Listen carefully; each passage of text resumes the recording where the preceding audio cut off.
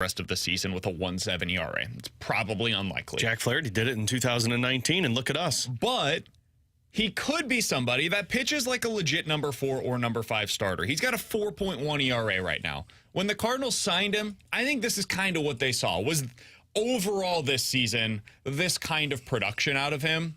Alex, if he continues that, where do you view him for the 2024 rotation? You write him in pen, just like John Mozeliak mentioned, because of a couple of reasons. One, he deserves to be written in pen for how he pitched in the second half, and frankly, for the attitude that he provided from going into the bullpen and having the positive mentions about it, really never fussing about it at all. Yeah. And frankly, I think he realized how bad he was and needed to get fixed. And then as soon as he got that opportunity, as soon as something took place, he had that bleep it mentality and took over and ran the rest of the way. So for Steven Matz, he should be in pen. And on the other side of that, it benefits the Cardinals too, because if he wasn't in pen, then now you're talking 4 guys that you got to fit into this rotation. And frankly, you don't have enough depth, even with these trades, to sit there and act like you can fill 4 spots in the offseason. So Matz is a positive for his career and a very bigger positive for the Cardinals, because you need Steven Matz to be at the back end of your rotation. Frankly, if he pitches this way the rest of the way, I'm looking at a 3-4 of a Michaelis Matz optimistically and finding a 1 and a 2. Yeah, if Matz couldn't write his name in pen for the 2024 rotation, I don't think they can fix the rotation in an offseason. I really think that's how important it is that he's been able to turn it around and get into this rotation, because we heard John Denton tell us, I believe it was John Denton last week, say the reason that they've even considered re-signing Jack Flaherty is because it terrifies them going into the offseason with 3 openings.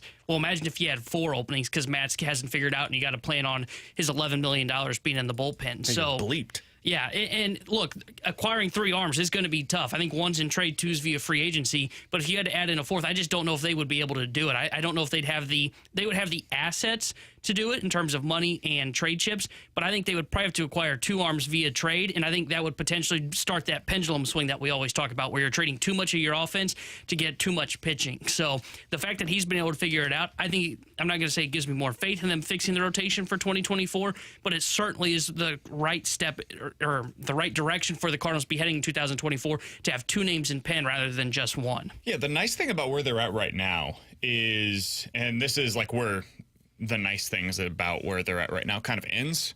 You've got 2 guys in your rotation, and then you've got really nice depth beyond that of upside pieces like Liberator, McGreevy, Robers, Clough, Roby, all those guys. That's 5 pitchers that I just mentioned that are probably going to be at your AAA affiliate starting out next season. Like, that's probably the AAA rotation on opening day of next year. I didn't even mention Graceffo, who could be thrown into that mix as well. Honestly, depending on what Hentz does the rest of the way, could be in the conversation. By midseason at a minimum, for sure. And that's a really good place to be as depth. That is a much different place than where this team was going into this season. The problem is filling out that 1, 3, and 5. And that's where I do wonder if the Cardinals are going to be looking to at least add 1 other guy that they can write in pen into that rotation at this year's trade deadline. And this is where we get to Aaron Civale.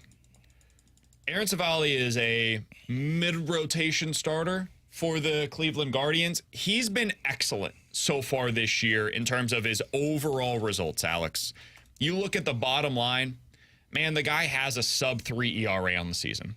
It's pretty hard to argue with that. But he doesn't strike a whole lot of batters out. He is your classic Cardinals pitchability type of starter. He's got multiple years of club control remaining, though, and he is apparently available at this year's trade deadline. The Guardians beat writer wrote today a story on why the Guardians would trade him. And it's basically as simple as this. They got a bunch of pitching. And if they want to compete this year or beyond, they got to find position players. They are the bizarro Cardinals. They got a bunch of pitching, but no hitting. The Cardinals have a bunch of hitting, but not enough pitching. So Derek Gould retweeted this story earlier today and said, a starter with several years of control, a wicked curveball, and a team looking for offense, including young outfielders. Remember the days of the annual Cardinals-Cleveland deal? Set your watch by it. This is an interesting story by Zach Meisel. Also getting Jake Westbrook 2.0. Would you guys be interested in Aaron Civale? Let's set aside what the return would be for now, just in a theoretical sense, is this a pitcher that would interest you for the Cardinals? It would for me, because you have to round out the bottom 5 of your rotation. And I know we just talked about having Matz and Penn. You've got Michaelis. You've got a lot of these names that could be depth in AAA. But I don't want to rely on those depth names in AAA to win the job out of training camp. I want to have a name there so that there's that internal competition. And Savali is not a 1 or a 2, frankly, even a 3. But if I'm bringing him in, I have certainty of a guy who has pitched at the major leagues, who has had success. Yeah, he doesn't have swing and miss stuff, but he has at least figured out how to work with what he has, and it works well at the major league level. So, yeah, I would be interested in bringing him in because it's rounding out that rotation and it's taking away question marks that you have going into the offseason. He's better Clark Schmidt. Yeah, as long as you know I don't have to have Clark Schmidt. This guy is significantly better than Clark Schmidt, and I say that as the guy that's been talking about Clark But he's Schmidt. also got more reps than Clark Schmidt at the major league level. Yeah. Why'd you say it like that? I Okay, give me the don't know damn if Clark squirt Schmidt's bottle. ever going to be as good in his career as Aaron Savali has been so far.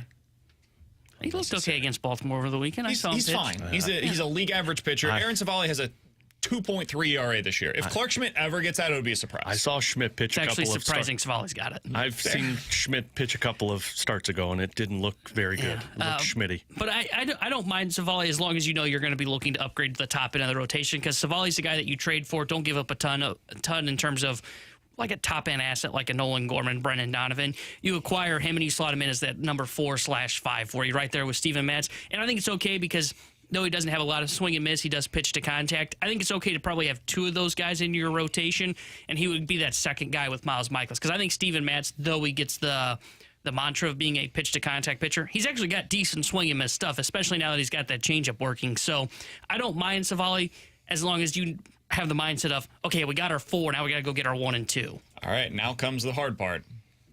Because I agree with you guys. I think Savali, if you have Michaelis, Matz, and Savali as the back 3 in your rotation, I feel fine about that. I've got no issues with that being your bottom 3 out of the 5. What do you trade for it, though? Because I think it's going to cost more than what we're all hoping for because of how many teams are going to be interested in acquiring good major league starting pitching when there is very little of it available at this year's trade deadline. A bunch of contenders need it. Very few teams are willing to sell it. So what do you give up? How do you make it worth Cleveland's while? I think the answer is Dylan Carlson, and it might cost a little more than that. And that's where I think Cardinals fans might get a little squeamish is, hold on, so we're giving up a guy that could be an all-star caliber outfielder for a mid to back end of the rotation starter that had some injury concerns in his past, and we might have to add more to be able to make the deal done? I think that might be the case. Makes me anxious, makes me not feel super great about it, but if the Cardinals view Dylan Carlson long-term as a 4th starter, and you're not getting significant hits from him around the league where you feel like you're getting an upside starter, locking yourself into a mid-rotation starter for that return is not the worst thing in the world. Now, if they're asking for Gorman or Donovan, I'm just flat out hanging up the phone and saying, no, if I'm trading those guys, I'm getting somebody that's a stud. I'm looking for a Logan Gilbert. I'm looking for somebody that's in the front end right now of the Marlins rotation. Like, that's what I'm acquiring with those left-handed power bats. For Dylan Carlson, whose value has probably never been lower, I would consider it. Yeah, for me, Dylan Carlson, Alec Burleson, Tommy Edman, those are the names that if they're asking about it, yeah, let's talk. But if they ask for Burleson and Carlson, for example, how do you feel about that?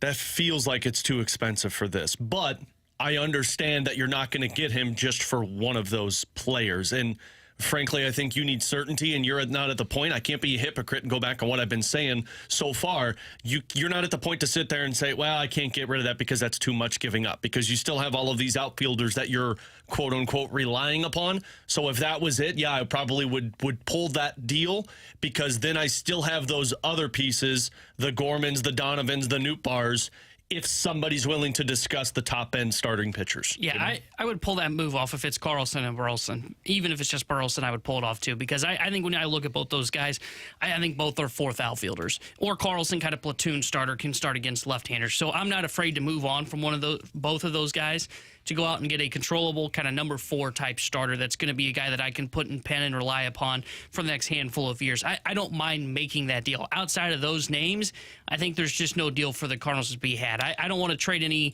prospects, I don't want to trade anybody that's got significant value unless, like what you said, you're getting someone like a Logan Gilbert. Would they have any interest in Juan Yepez? I mean, as throw-in, Juan Yepez has very little value right now. Yeah. I mean, those are the kind of guys that if we're throwing in, we're throwing in. I don't really care. They haven't been contributors for this, and they're not in 2024. They might ask you Carlson, Burleson, and Yepez. Fine. The Yepez part of it doesn't even factor into my discussion. You probably forget Yepez was actually in the trade conversations, and they call Mo and they go, "Hey, why is Yepez not here?" Oh, I forgot to tell him he was traded. And you guys know I liked Juan Yepez. I still think there's a chance that Juan Yepez becomes a solid major league bat, but he's had so many struggles this year, even down in AAA, that I don't think he really factors in a significant way to me saying no to any discussion with the Guardians. Can I be totally honest with you? The guy that I'm a little worried about coming back to bite me in this deal is actually not Dylan Carlson, because I think we kind of know what he is. It's Juan Yepez. It's Alec Burleson. Alec Burleson, I know that the overall results are not there yet, guys. I know. He's been really bad in pinch hitting situations, and that also makes me a little nervous about what his long-term future is here in St. Louis, because he's going to have to be a fourth outfielder that succeeds in those situations. But he's a good lefty bat. If you look at any of the underlying numbers for him, they project that he's going to be a really solid player long-term. Matt Adams type of hitter, where he could hit for average and for power. He's not going to get a high on-base percentage because he doesn't take a ton of walks. But average and power, that could be there for Alec Burleson. So if you included him in a deal like this, and next year for the Guardians, he's starting at first base for them regularly, has some outfield opportunities, plays some DH, hits 280 with 20 home runs, that shouldn't surprise anybody. So acknowledge that up front, and know if you end up trading him along with Dylan Carlson, who plays a solid corner outfield for them, for example, and hits 260 with a decent on-base percentage, and you get a number 4 starter, you got to be okay with that. Because that might be what you end up doing in this scenario. I would do it, but it would make me pretty squeamish. I think it comes down to what the other starters are that are available, and it sure doesn't seem like there's a whole lot out there. I mean, anything you're going to do now, you're squeamish about because you've got Rosarena stuck in your head. But again, frankly, you don't have the luxury to sit here and act like, well, I can't move on from him. Like, you've seen Burleson, maybe not as much as you've seen other guys, but you've seen Burleson, and he's a really good complementary piece. This team seems to churn out complementary pieces. They need to get some guys that are everyday players, and frankly, on the pitching side of things, I wouldn't mind giving up a Burleson or a Carlson. And he's kind of blocked right now, if we're kind of having a moment of honesty. So, like, if I can use him and get him at kind of peak value to go get a starter that can help me out for years to come, I'm willing to do it. Because right now, Burleson is like the 4th outfielder on the Cardinals, because you got Nootbaar, O'Neill, Walker coming back next year. At least that's the plan as of right now. Plus, you kind of throw Edmonds' name into the outfield / Donovan. And the DH spot is kind of blocked up with Gorman, Donovan, whoever else you want to put in there, rotate rest guys. And Goldschmidt's your first baseman. So he's kind of blocked right now. So I'm not afraid to really move that. Even though it may come back to bite me, I can't really say that when I'm going, okay, where am I going to play him? Does it change, though, if their plans are to trade Donovan to get that legit number 2 starter, and in this scenario, they have to trade Carlson and Burleson? Now, are you taking away too much from that depth position player-wise to be able to improve your pitching? Or are you still feeling pretty good about it? Because now I've got Gorman at second base in this scenario, probably Edmund in center field. I've got O'Neill. I've got Walker. You've got Nootbaar. Nootbaar still is available. Edmund would be a utility guy, and Nootbaar would be in the outfield for it. I still think you have a lot. Like, maybe you've taken away. And let's say instead of being, I don't think the Mariners starters are available. Maybe you traded for one of the Marlins starters. That's the number 2 in this scenario, and you got Savali as well. Yeah, I think you've lost some of the strength you had on your bench, but frankly, you can spend some money in free agency and bring in a couple of guys to be depth pieces for you, or you've got guys in your minors, but I still believe that your team is well suited next season offensively with all of those pieces, and your pitching just got significantly better. If we're talking about a Marlins guy in the Donovan trade, you've got Savali, Matz, and Michaelis, and then all of these other depth pieces while you're spending money for that ace in the offseason. T-Bone? Yeah, I think you'd be fine offensively, because I think you don't need the 2 high on base guys in Nootbaar and Donovan. I think you just need one of those. I'd be more squeamish if it was like a Gorman getting rid of some power in your lineup, but I'm more of a slug baby slug than an on-base guy. So I look at like Donovan and a Nootbaar and say I probably only need one of the 2. And if that means I can get a high-level arm like you're talking about from Miami, plus I get Savali in those 2 deals, yeah, I'm willing to do it, and I don't think I lost a ton offensively. I think the depth in terms of like the bench is kind of lower, but honestly, you can make 1 or 2 signings that don't cost a lot to help fortify that. They might have just traded for some of the depth as well with the guy that they just got in that trade with the Rangers. Absolutely. I think this is the ideal scenario for the Cardinals at the deadline. One follow-up question. Would you rather do the trade for Savali where you're getting rid of Burleson and Carlson, or trade for Schmidt where you're just getting rid of Carlson? I think in I would one rather scenario, you keep Burleson, but you get a lower ceiling and honestly lower floor pitcher in Schmidt. In the other one, you get rid of Burleson and you get Savali. I would go Savali. I think I'd go Savali too. I think so too. I would just want a better pitcher in my rotation. Yeah. And as you mentioned, T-Bone, I think it's a really good point. Burleson's kind of blocked here in St. Louis. Yeah. How many more years of control does Savali have? I think it's 3. 3 years this year plus 2 more. And he's 28. So, yeah, I would rather do Savali. That's Alex Ferrario. He's Tanner Hendrickson, and I'm Brandon Kiley. The Cardinals finally woke up over the weekend, and they made a comment about Nolan Arenado. Why the hell did it take so long? We'll talk about it next year on 101 ESPN.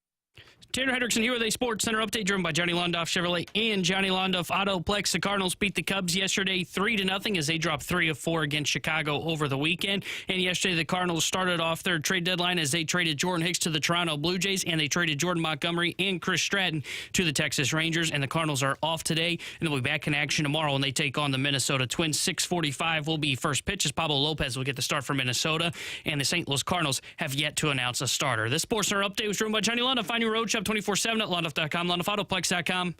Are you kidding me?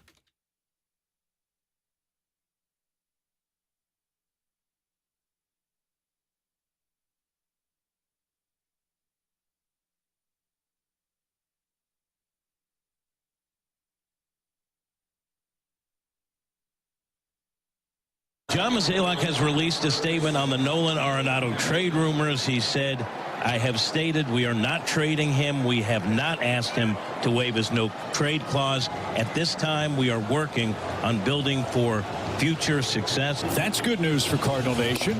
That was the Bally Sports Midwest broadcast on Saturday as the Cardinals released the statement from John Mozeliak that Nolan Arenado will not, Alex, be traded. Alongside Alex Ferrario and Tanner Hendrickson, I'm Brandon Kiley. So this all came after Friday night. There was a bleep storm inside of the Cardinals clubhouse because why? Nolan Arenado, of course, was asked about his future in St. Louis. Alex, this was a 3-minute gathering between Nolan Arenado and reporters. First, reporters asked if Nolan would talk, and he said, no, I don't want to do that right now. And then he came back, he said, you know what, I'll go ahead and address it. It's not going anywhere, so I'll go ahead and make the comments that you guys are asking for. Props to him, by the way, for doing that, because he didn't have to come back and talk. He's a pro, man. Yep. And there's no doubt about that. I hope that as Cardinals fans, you have gained so much more of an appreciation over the last calendar year, really. First, him opting back in, and then the way that he has approached all of this nonsense over the last few weeks with his name being in the news. So here's what Nolan Arenado had to say. This is just one of his many answers about whether or not he believes that he's going to continue to be with the Cardinals. Again, this was on Friday night prior to the Mo statement. I'm just here to try to help the team win, and I'm here to help the Cardinals win while I'm here, and I'm going to compete the best I can right now. And whatever happens, happens. It's hard for me to sit here and speak on some of these things. The Cardinals, those guys are smart up there, and I think they're looking at every way to make this team better. And that's just kind of how I see it. So I thought it was ridiculous that he had to answer these questions, Alex. And I know that there's been some people on social media that got mad at me because I said it's silly that Mo waited so long to put out a statement. It was. I understand the Cardinals' media philosophy on these things. I really do. It makes a lot of sense. If you've got Nolan Gorman or Brendan Donovan or Jordan Walker, any of these guys in the headlines for potential trade chips, man, that's part of the business. It is. It's different when it's a Hall of Famer. When Nolan Arenado is in the headlines, when Paul Goldschmidt is in the headlines, if Albert Pujols in his prime, when he was here the first time around, was in the headlines, you shut that stuff down as quick as you possibly can. Because there's no reason to allow it to be in the headlines unless you're actually considering it. And I don't think the Cardinals were ever really considering trading Nolan Arenado. Were they listening? Did the Dodgers call and say, hey, what would it take for us to trade for Nolan Arenado? And Mo thought to himself, a lot. And then he thought to himself, all right, let's see how far they're willing to go. Are you guys willing to give up like your major league pitchers right now for that? Are you, like Dustin May? Are you willing to talk about him? Bueller? Like, what are we talking about here? Maybe that's where the conversation headed, and then immediately Mo knew, like, okay, yeah, they're not talking about that, so we're not going to trade him. At that point in time, just say it. Just come out publicly and support your guy. It should not be as hard as it was for the Cardinals, and so I thought they completely mishandled the situation. Credit to Nolan Arenado for handling it as well as he did on Friday night. And honestly, super disappointing by the Cardinals front office that they didn't get more out in front of it. It's somebody texted in on their Air Comfort Service text line and said, why does Nolan Arenado love us so much? And frankly, that makes a lot of sense. Opting in and not opting out, keeping the money, sticking with this team, and then answering trade requests when it's just an absurd thing to have to do. It's a fair question. And the perfect example I can think of when all this went down was the Nashville Predators and Barry Trotz. You say Saros, their goaltender, had been in the rumors for, I don't know, like 2 weeks leading up to the draft. And Barry Trotz stood up in front of all the media and basically said, we're not trading our franchise goaltender if we want to compete anytime soon. And he shut that down immediately. And that's frankly what you should have done with Nolan Arenado. And I understand Mo's comments over the weekend of, well, if I have to answer every trade rumor, then I'm not able to do my job. That applies for Nolan Gorman and Brendan Donovan and Tommy Edman and any of these pitchers that are in the rumor. That does not apply to your two cornerstone players that you traded for to build a championship team around. When those two players' names get into the rumors, I'm standing up immediately and saying, just so everyone knows, Goldschmidt and Arenado aren't going anywhere because we're competing for 2024. And he said that in his statement. It would have been good to nip that in the bud earlier so you didn't have to sit there and wonder, are they really considering trading him? And then Nolan Arenado having to deal with all of this drama. And frankly, there's been a lot of drama around this Cardinals team this season. The one thing that if I'm John Mozeliak, I don't need for the rest of this year, going into the trade deadline, going into the offseason, is drama surrounding those two players. Because if I'm trying to attract free agents, I want the selling point to be Nolan Arenado and Paul Goldschmidt love it here. They want you to be a part of this competitive team. But if they're pissed off because their name's in the rumor mill and you're being coy about it, that doesn't work well for your organization. So I'm glad Mo finally said it.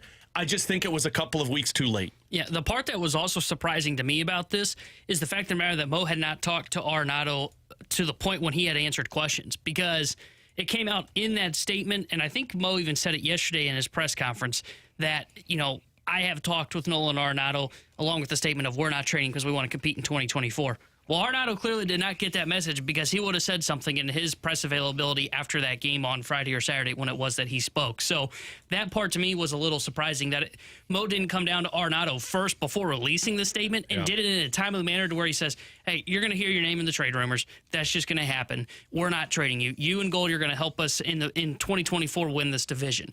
Arenado clearly had not been given that kind of a statement from Mo, because otherwise Arenado would have said that. And that's the part that I find just a little surprising, more so than the waiting on the statement, is the fact of the matter that he did not go to Arenado like last year when he claims he went to Carlson and told him you're not being traded. And Gorman. And Gorman. I forgot he included Gorman's name in that last year.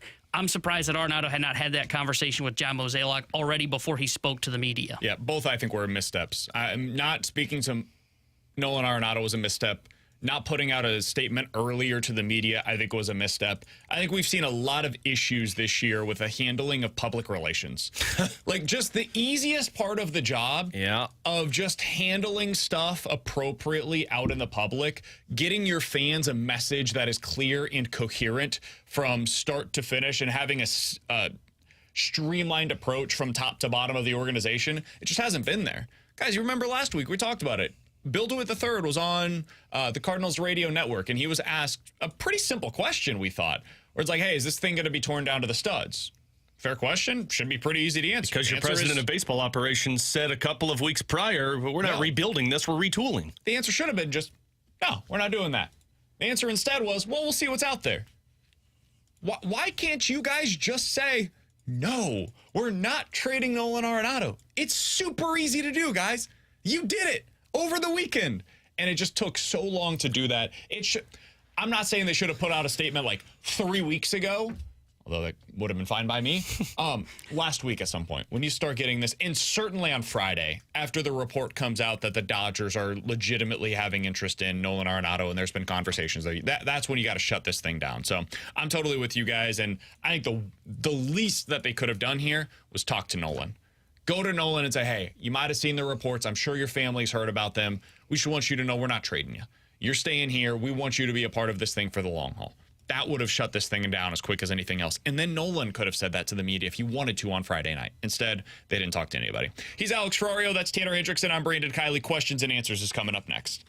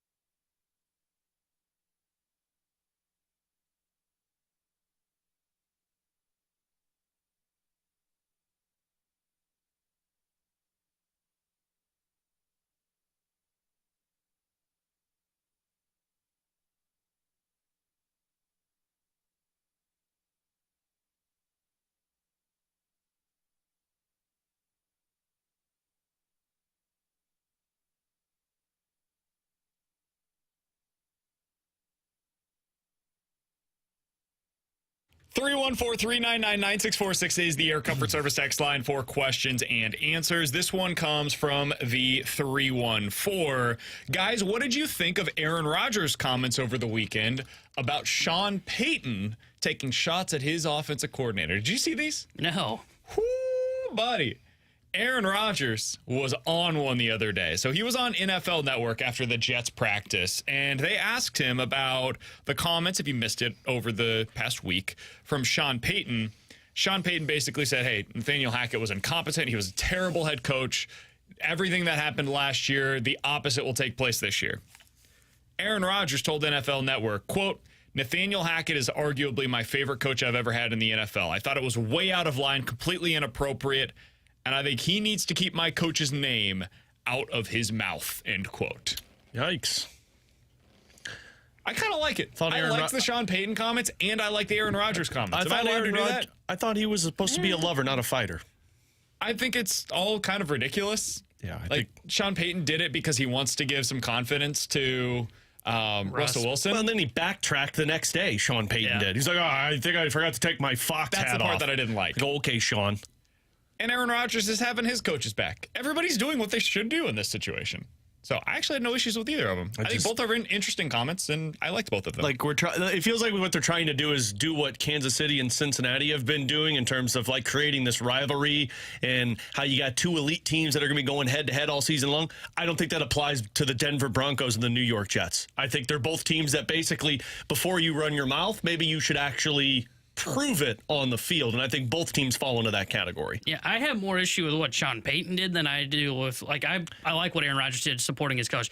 I think Sean Payton went over the line. I think it's one thing to say things will be different this year. Last year was a mess, but the continuous shots that kept flying at Nathaniel Hackett was a little bit over the line from Sean Payton. That's why when he said, he's like, I forgot to take my Fox analyst hat off, like, you weren't saying that on Fox television during a pre or post game, Sean.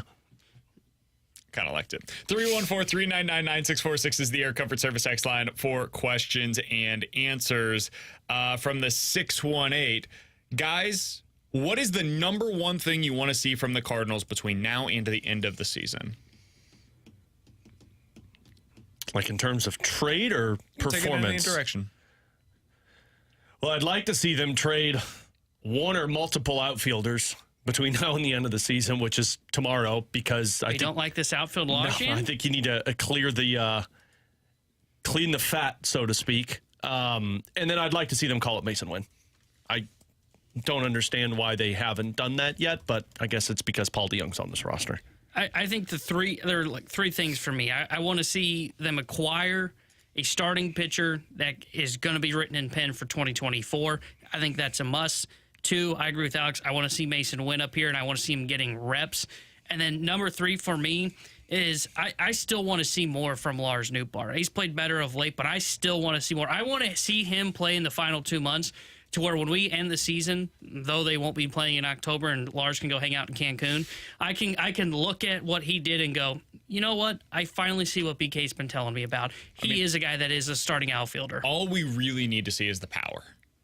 Because the batting average and on-base percentage is exactly where you were hoping. Yeah. He's batting .275. He's getting on base 38% of the time. Those are both excellent marks for Lars Nootbaar. He's slugging .433. If you can get that up into like the .450 range, we're talking about an everyday regular that can bat first, third, put him wherever you want to. That's a guy that can be in the heart of your order, and the Cardinals ended up being right, quote unquote, about him. It's really the power. And over the weekend, we saw him hit a couple of home runs. More of that. That's probably the biggest thing. I want to see Jordan Walker playing every day. And I want to see him start to get things back on track. He's been struggling a little bit at the plate lately. The defense has not gotten any better. And that is the number one thing that I would like to see the rest of the season. He's got to start taking more steps, guys. Defensively specifically. And we'll get into that a little bit more on the other side. We'll also be talking about Masyn Winn, who John Mozeliak had some comments about yesterday. And guys, I'm pre-mad. Alex gets pretty tired sometimes. I'm pre-mad about the way that the Cardinals are going to handle Masyn Winn over the last 2 months of this season. We'll explain why coming up next here on 101 ESPN.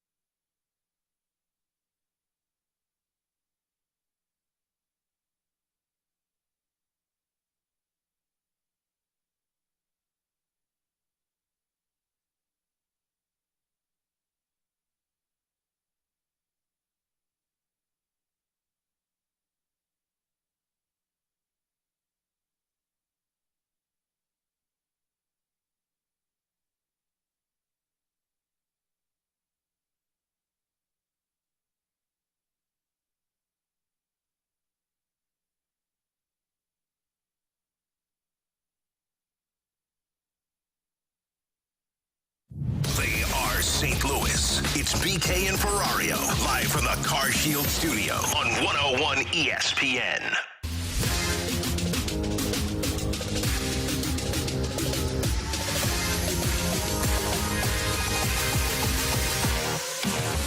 Yeah, let me address Masyn Winn. Obviously, he's having a tremendous year.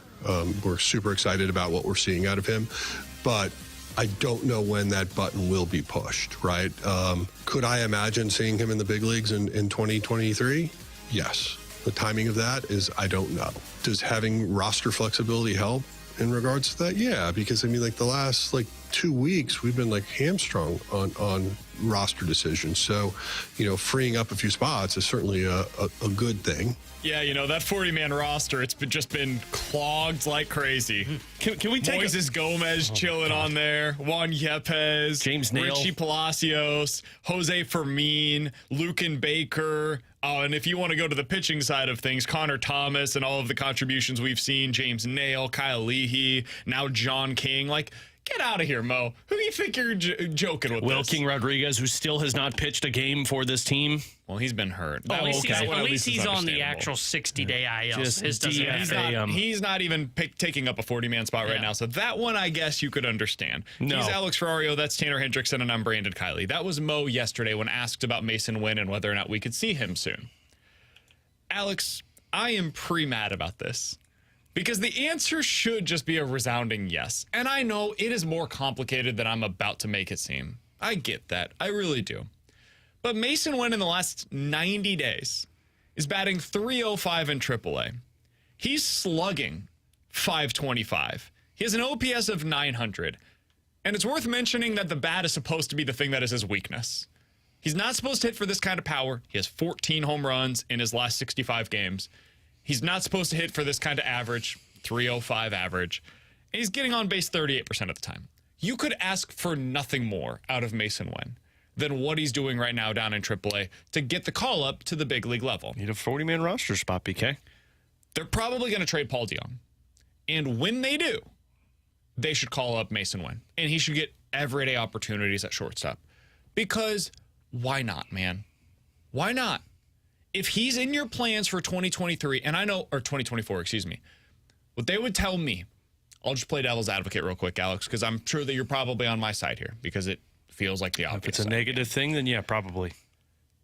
What they will say is, well, we need that roster spot in the offseason so that way going into spring training, we have the greatest number of pitchers available to us to try to weed through those things to see who can be a part of our bullpen in 2024. There's some truth to that. I do understand it, I suppose. But Masyn Winn is going to be a part of your plans in 2024. The overwhelming likelihood is he's starting at shortstop on opening day of next year. Maybe. Taylor Motter's been taking reps. I think he's probably the answer at shortstop if they don't bring up Masyn Winn. I'm not kidding either. I'm totally serious. Oh, my God. Well, you can get the #1 overall pick. We don't got to watch after August 1st, right? No, you don't. Okay, good. Blue season, baby. So go ahead and just make the call up now, man. This is not about his clock. It's not. This is about whether or not he's going to be taking up a 40-man spot. That's what this conversation will be about. Is it more valuable to get Masyn Winn these opportunities at the big leagues to finish out the season, or is it more valuable to open up that spot on the 40-man roster and keep it open for pitchers that you could add in the offseason? I lean much more heavily to the Masyn Winn side. And here's my biggest reason why, Alex. The opportunities that you get right now, it is the rare chance for the Cardinals to actually develop prospects without the overwhelming sense of pressure. In St. Louis, it is almost always a pressure-packed situation. Jordan Walker has been learning that this year. Nolan Gorman felt it last year. How many prospects has it felt like crumbled because of the weight of the expectations here in St. Louis? You know what? There's nothing the rest of this season? Expectations. There are zero expectations for the Cardinals between August 2nd and the end of the season. So let him just go out there and play, man. It's the same thing that I feel about Jordan Walker right now. Just put him out in right field and play him all 9 innings in right field. Don't worry about the defensive replacement because it doesn't matter right now. Get him the opportunities, get him the reps, let him see every type of pitcher that he can possibly see in the big league level, and let him help his development for 2024.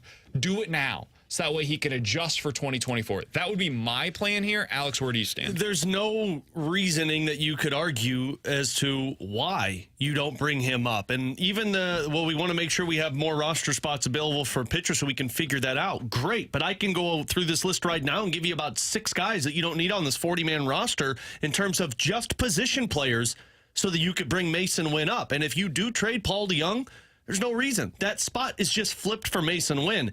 The rest of the season should be reps for Masyn Winn because you as a organization need to know, is Masyn Winn ready for the major leagues? Because if he is, then we know that we don't have to worry about the shortstop position or worry about depth and put Tommy Edman there or figure out we're good.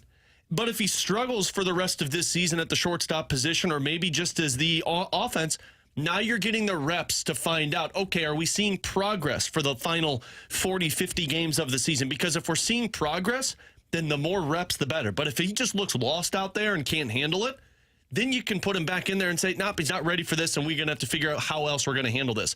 But if you just sit here and say, well, we don't want to clog up our 40-man, we'll keep Masyn Winn down there so that he can figure it out, he's not getting major league reps, so he's going to go through that dry spell that most rookies do at the major league level, and that's going to impact you in 2024 just as much as you want to know if Liberatore is ready for the rotation or if any of these bullpen arms are ready for bigger opportunities. The same can be said about Masyn Winn. Is he ready for this opportunity? Yeah, I want to see him up here because I want him to see what major league pitchers find in his swing so he can adjust in the offseason. Because it's one thing to have like what Walker did where he goes through his struggles and he has to adjust on the fly, and the Cardinals basically bailed on that and sent him down to AAA. It's another thing if you can bring Masyn Winn up, to your point, no pressure, playing every day at shortstop, learning at the big league level, and I'm sure he's going to come onto the scene. He's probably going to have a hot streak, but then after a while, pitchers are going to figure out what the hole is in his swing. I want him to have an offseason to kind of work on countering that because it is very tough when you get up here to adjust on the fly. If you have an offseason and can learn, okay, here's how major league pitchers were attacking me, I think that's the best thing for Masyn Winn. And he's not going to be able to learn that at AAA because 98% of AAA pitchers can't fully take advantage of holes in your swing. You get to the big leagues, those guys are so good they can hit their spots and they can get you to swing at stuff that you didn't even know you had a hole in your swing in. So that's why I want to see Winn up here. It's not about it. It's about the experience and learning how Major League Pitching is going to pitch to him so he has a full offseason to adjust to it instead of going into the offseason and kind of adjusting to what AAA pitching did to him compared to big league pitching. And somebody on the text line asks, hey guys, could you explain exactly why putting Winn on the 40-man roster would be a problem for the offseason? How would that affect the pitching that they're able to acquire? So the way that this works during the offseason is that the Cardinals are able to keep 40 men on the roster, and in the offseason, the 60-man IL, the 60-day IL, they got to figure that stuff out. They got to clean this stuff up on the 40-man roster in the offseason. So basically, you have to be able to keep the 40 guys that you want on that roster. And you could carry them into spring training, and then by opening day, you got to have things ready to go. So in the offseason, if they can't, and they have to protect guys from the Rule 5 draft, there's a bunch of different semantics that go into this. The Cardinals make a lot of it. They make you think like the 40-man roster is essentially calculus at the highest possible level, and nobody else could understand it the way that the Cardinals do. Whatever. Taylor Motter's been on and off the 40-man roster all year long. James Nail's been on and off the 40-man roster all year long. Jose Fermin was taking up a 40-man roster spot all season and then was called up for like 5 days. They saw what he could do at the major league level, and they sent him right back down. They found a way to put Palacios on this 40-man roster, no problem, whenever they traded for him for like a bag of balls from the Cleveland Guardians. So the Cardinals tell you how hard it is to be able to maneuver this thing, and yet their 40-man roster has been maneuvered all year long. The stuff that they're talking about where it's been quote-unquote difficult to navigate, that's stuff of their own doing. That's them failing to acquire the necessary pitching in the offseason. If they had found it, they wouldn't be in this place. So I don't blame the 40-man roster stuff for this. I blame them not getting good enough pitching for it. Their position player side of things has been mostly fine all year. Moises Gomez is on the 40-man roster this year and has never gotten an opportunity despite being basically the player that they thought he was going to be this year down in AAA. So this is on them. I think that it's more than okay for them to be able to bring up Masyn Winn to finish out this season. And Alex, you asked what I think is the most important question about this. Is he ready for the big leagues? And the answer is we don't know. the answer needs to be going into next year, we've got a better idea. He might not be. It's entirely possible that he needs more experience down at the AAA level before he's ready to be an everyday big league hitter. Let's find out. Let's see what that looks like when these games do not matter. Let's see what Jordan Walker's defense can look like by the end of the year if he gets every single inning of work in right field the rest of the way, other than days where he legitimately needs an off day. Stop doing this thing where you have him as a defensive replacement. It's ridiculous. These games don't matter. It's over. The season stinks. It's done.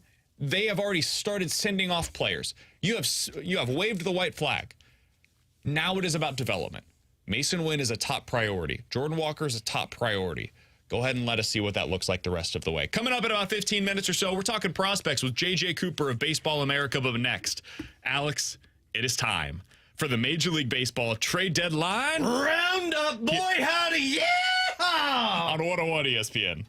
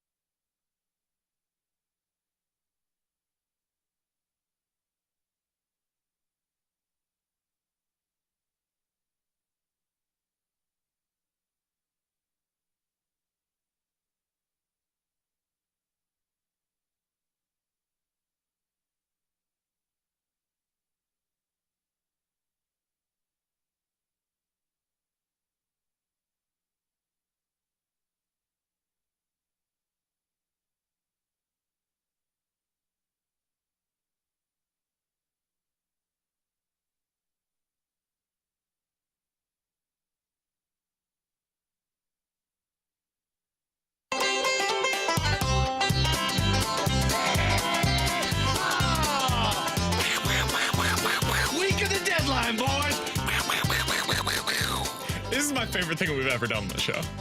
I can't wait to repeat it after the trade Tender deadline. Tuesday's great in the off seasons, don't get me wrong. Those are really fun. This is my favorite thing because I've never seen Alex more excited about anything on radio. If there's one thing I love more than anything, it's my wife, it's my kids, and then it's Westerns. Yeah! Stick 'em up, T-Bone. I just think we need better sound effects. I don't. No. I think these are the best. Stick draw, little let's T. get to our Major League Baseball trade deadline roundup here on 101 ESPN. That's pretty good. Let's start out with Bob Nightingale's report from earlier today. I know some of you guys don't like Bob Nightingale, but Sheriff Bobby. here's his report from USA Today. Says the Cardinals are entertaining offers on outfielder Dylan Carlson and infielder Tommy Edman, Brendan Donovan, and Paul DeYoung. Alex, what do you make of that? You surprised at all? No, not surprised. And if I know Bob Nightingale, his sources are legit. And if they're listening on offers for those three guys, that tells me that they're trying to acquire that number 2 for a rotation next year. Young, controllable, major league ready arm for 2024. If those guys' names are out there, you're trying to get the best return possible. So I'm glad to hear this, but not surprised. I'm a little surprised because I thought they would keep Donovan as an untouchable. I thought they'd keep kind of Tommy Edman as an untouchable because I think they view him as their everyday center fielder. In fact, I think he's playing center field tonight in Memphis, or he played center field last night. Is Memphis off again like the last time we did They this? are off again. That's why I had to correct myself the You moment I said son it. of a- I know he played center field on his rehab assignment, so I'm a little surprised to hear that those names are on the market, but I think Alex is right. I think the reason they're on the market, quote unquote, is because they're looking to try and get a number 2, and they realized they couldn't get it for the bag of balls and Paul DeYoung they were trying to give away. Yeah, I'm with you guys. I think that I can add one more onto this list. I think Nolan Gorman has not been mentioned as an untouchable in other conversations that we've seen from Cardinals beat writers. I know nobody in our audience wants to hear it, and I don't want to say it, but I think Nolan Gorman is another player that you could add to this list. I don't think they're just going to give him away. But if that's the piece that it takes to get a legit number 1 or 2 starter in your rotation, I think the Cardinals, just like they did their due diligence for Nolan Arenado, I think they would have to do the same thing for Nolan Gorman. All right, going around Major League Baseball, Justin Verlander, apparently in the trade talks, which makes sense because Cardinals. The Mets had already traded Max Scherzer. Now they are listening to offers on Justin Verlander. Alex, if you had to make a prediction on where Verlander lands at the deadline, where do you think it is? Houston or Atlanta? Houston, because, well, I mean, he's been there before. Atlanta, I think I just saw a report from our guy Morosi saying that they're expected to get Fried back. Wright is expected back sooner rather than later, but they're still looking for that top end or that difference maker to add to their rotation. Welcome in Justin Verlander. You've got experience to add to a group of already experienced guys. I could absolutely see the Atlanta Braves going all in for that. I think Dodgers. I think the Dodgers are the team that's mostly being connected now. Though Houston makes a ton of sense, I've not really heard that one become kind of hot and heavy. So I saw a piece earlier today, I think it was on The Athletic, where the beat writer basically said, hey, who's in charge right now? Is it the GM? Is it the owner? Because we heard last year the owner was the one that nixed the deal that would have took the Jerry Jones special. Would have took Wilson Contreras down to Houston. I think this is going to be one where the ownership gets involved. And it comes down to whether or not they want Justin Verlander to be a part of those things, because we've seen the Mets are willing to pay down that contract. It's not going to be a money problem for them. It's going to be about whether or not they're willing to give up the significant prospects to get Justin Verlander. I think it ends up being Houston. I think because their ownership situation gets involved, Justin Verlander is a Houston Astro prior to this year's deadline. Your one moment. It's your segment, man. I All right. was just thinking. Next piece of news in the trade deadline roundup. Guys, the Chicago Cubs, the Cardinals made them into buyers. That's the way to do it. Can I be honest? This is Good. best case scenario for the Yeah, Cardinals. that's great. Best case scenario, because they are preventing themselves from getting future assets for a team that, let's be honest, is not competing for anything meaningful this year. This is not a team that's going to go to the World Series or anything, but they have taken Cody Bellinger off the market, and it sounds like they've taken Marcus Stroman off of the market as well. What do you guys think they are going to be this year? Like, when we do get to the postseason, do you think that they are a part of it? And do you think they have any chance to do anything meaningful there? I do not. I don't either. I don't even know if they got a chance to make the playoffs. I think they will not make the playoffs. I was going to say, I know they're within striking distance, but I don't know if that really matters to the Chicago Cubs because, yeah, you won 6 of 8 against the Cardinals in this recent stretch, but that's against the Cardinals. And if you're the Cubs, they went into that series against the Cardinals really struggling, and you're probably going to feel that again. So you might make the worst decision possible in terms of not trading Stroman and Bellinger and then just middling it out the rest of the season and missing the playoffs. But hey, more power to you, Cubs. Yeah, I don't think they're making the playoffs, and even if they did, they may have a shot to win the wild card round, but that's just because they're going to throw out Stroman and Steele in the first round. So it's a 3-game series, so whatever. Yeah, anything can happen, as we've learned here in St. Louis. That rule doesn't apply. But to the Cardinals. I would trade Bellinger. I would trade Stroman while those guys, especially Stroman. What I don't understand about the Stroman thing is they've said, yeah, we're not going to do a contract extension. This guy's opting out. Read the room. It's like a Cardinals move. Yeah. They should extend Bellinger, though. In all I seriousness. agree. He's been a great fit They there. shouldn't, and then the Cardinals should go sign him in the offseason, like I said last offseason. He has been so much better for them than I expected. You were 100% right on that, Alex. I was all offseason saying, this is Paul DeJong, but left-handed. Why do you guys want him? Well, Paul DeJong's had a good season, and Cody Bellinger's had a legitimately great season. He's going to get MVP votes. Yeah. Not to win it, but he'll be in the top 10 finishers this year, and he'll deserve Imagine it. having Cody Bellinger in your outfield right now. We're not complaining about who's playing center field for this team, are we? Nice. I don't know how we make it work. This log jam. good I point. tell you 40-man what. roster. That 40-man roster, you weren't getting him on. Let's get out of here on this. Let's dance! Come on, man. Keep Are the missing Angels trying to be the Braves of 21? Is that what we're seeing here? Because so far at the deadline, they've added Randall Grichuk, CJ Cron, Lucas Giolito, Reynaldo Lopez, Eduardo Escobar, Mike Moustakas. That's 6 men of their 26-man roster coming via the trade that. deadline. How did they do that with a 40-man roster crunch? I don't know. Guys, are they going to be? Are they trying right now to follow the Braves' blueprint of basically reestablishing themselves as contenders at the deadline? Yeah, and I like it.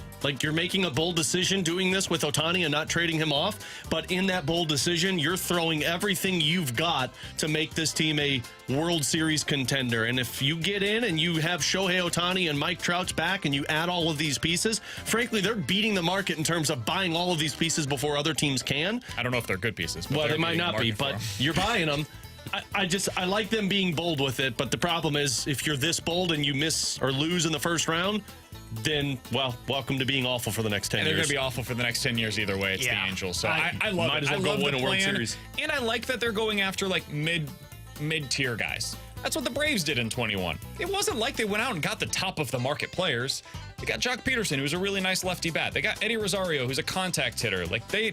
They got Duvall. They went out there and just got really solid players that can fill out their roster. I think that's what the Angels are trying to do, and I hope they continue adding even more prior to tomorrow's deadline. Yeah, I think they're trying to be the Braves, but I'm terrified it's not going to work for them. And I was one of those that was, hey, trade Ohtani because you shouldn't be doing this. Going all in on a team that is, what are they, 4 games back in the wild card, 5 games back in the division.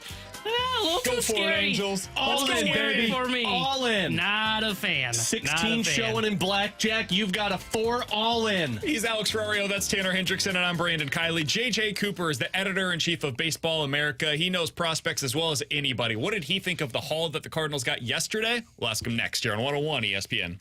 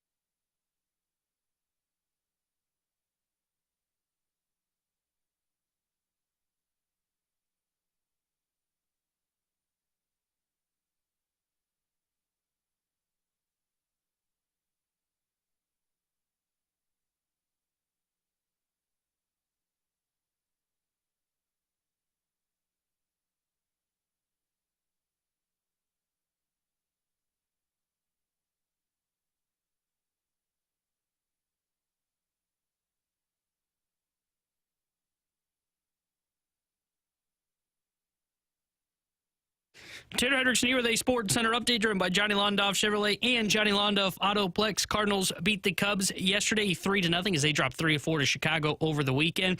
And yesterday the Cardinals made two trades. They sent Jordan Hicks to the Toronto Blue Jays, and they sent Jordan Montgomery and Chris Stratton to the Texas Rangers. And the Cardinals are off today, and they'll be back in action tomorrow when they start a 3-game set against the Minnesota Twins. 6:45 will be first pitch tomorrow as Pablo Lopez gets the start for Minnesota. Miles Michaelis will get the start for the St. Louis Cardinals. This Sports Center update is driven by Johnny Londoff. Find your road shop 24/7 at londoff.com, londonfautoplex.com. Are you kidding me?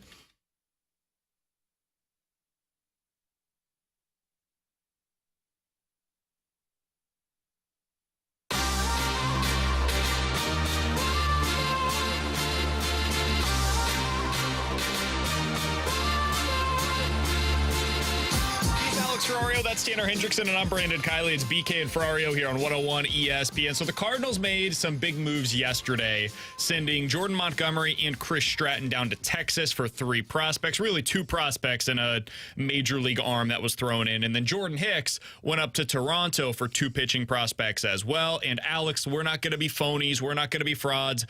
We're not out here watching a whole lot of Texas Rangers or Toronto Blue Jays minor league film. So we go to the people that do. That's J.J. Cooper. He's the editor-in-chief of Baseball America. He joins us now here on the show. J.J., we appreciate the time as always, and what I know is a crazy busy time for you guys over at Baseball America. Let's start with this. When you saw the returns that the Cardinals got yesterday in the Montgomery and the Hicks deal, your reaction was what? Solid returns. Basically, this sounds really boring nowadays, but a lot of times on these moves, this is not what we used to have. Like, I started Baseball America in 2002, and at that time there was less information out there for one, but there'd be trades where you go, okay, I get this for one team, I don't get it for the other. Nowadays, I feel like a lot of teams are kind of off of a more similar the valuations of these players is more similar than it used to be. And so a lot of these moves happen, and you look at it and you say, yeah, that makes sense. And I would say in both of these cases, yeah, these make sense. These are among the better returns that we've seen on trades so far. But that's partly because the players that the Cardinals gave up, they're both rentals, but they're among the better available players in positions of demand. The average reliever isn't all that valuable at the deadline as a rental. But if you have a guy who can be that 8th, 9th inning guy, Jordan Hicks can be that has value. Starting pitchers always command a higher premium at the trade deadline. And Jordan Montgomery is quite simply one of the more durable and reliable starters who is available. So I'm not surprised that they got a pretty solid return. JJ, the one thing that John Mozeliak talked about going into this trade deadline was pitching, and making upgrades there.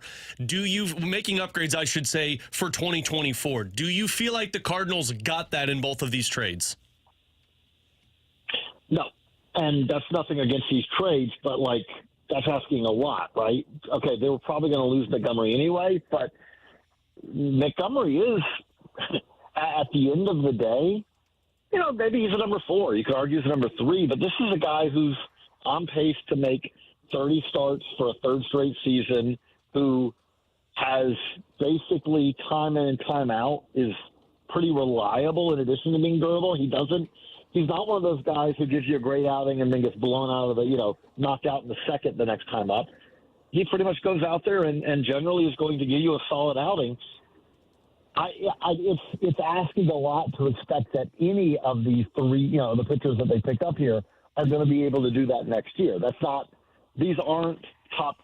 This isn't a Grayson Rodriguez. This isn't a top of the top 100 prospects that they got back. These are guys who have a chance, and I say in all 3 cases, Klopfenstein, Roby, Reversi, all have a chance, but if one of these guys ends up being a useful big league starter, if one of these guys ends up being a useful big league reliever, and one of them basically ends up an up and down guy who doesn't really make an impact, that would be more kind of track for the level of prospect they are, more so than, these guys are all going to step in and help next year and help significantly next year. So Roby is the guy that feels to me, and you're the expert on this, so I'll certainly defer to your opinion on it, but he feels like the high upside piece among the pitchers that they acquired yesterday. I've been thinking just from our perspective as Cardinals people, right? We know Gordon Graceffo in the Cardinals system. Is that kind of the level of prospects that we're talking about with him? It's funny. Jeff Ponce does our Cardinals list, and he does our Blue Jays list. And when we were talking about these guys, he's saying, like, that's kind of where he sees kind of around that range. I would probably take Graceffo, but around that range. The key thing with Roby that we want to see is he had a minor elbow injury in 21, and now he's had a shoulder issue in 23. So there is an aspect of this where you just want to see him stay healthy. But if he is, it is a power arm. It's a guy who's not, 4 steps away. And it's kind of like, and he's a guy who has a wide array of pitches. It's, command and control are always going to be kind of the key questions about a guy being able to be a starter. But if he continues to improve that, this is a guy who could be a power, a starter with some swing and miss ability. And obviously I would say that is the high upside here. J.J. Cooper is our guest here on 101 ESPN. You find his work over at Baseball America, where he is the editor-in-chief. You should be checking out all the stuff that they're putting out around this time of the year, especially as the Cardinals, for the first time in 20 years, are legitimate sellers at the deadline. So we're going to have to read into some of these prospects over the coming days and weeks.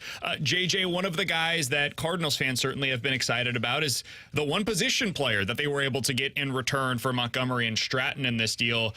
It's Thomas, and I'm going to try to pronounce this last name, Sugasi? Sugasi? Sugasi is, I believe, how it's pronounced. Now, I say this, I've asked people, but at the same time, I am terrible about pronunciation. But Sugasi. Okay, so we're on the same page here in terms of the pronunciation. Yeah. What are the Cardinals getting in him? Tell us a little bit about this player and how the Cardinals were able to get him, what he projects to be. He, to me, of all the guys they got yesterday, is the one I am kind of most comfortable is going to have some sort of MLB role. Now, I think all these guys have a pretty good shot to have MLB roles, but Sugasi's going to hit. And what's the most important thing you can do as a position player? You start with, can you hit? Now, he can hit, and he's hit everywhere he's gone, and he keeps getting better as a hitter. He's done it in Double-A this year. I don't think that he's ever going to be a defensive asset. The question is going to be, can he be a second baseman or a third baseman who's average? And I give the Cardinals credit on this. This is something that they've generally done a good job of, which is they'll take a guy who can hit, and then they'll help him improve his defense. They've done this time in, time out. If you can do that with Sugasi, then you really are talking about a potential regular. The hands work really well.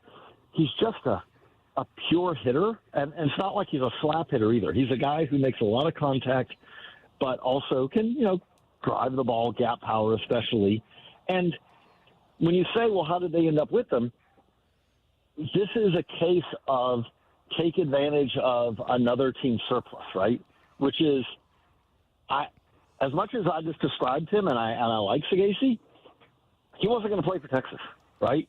He's not moving Corey Seager, who signed for forever. He's not moving Marcus Semien, who signed for forever. He's not moving Josh Young, who is, a Rookie of the Year candidate at third base.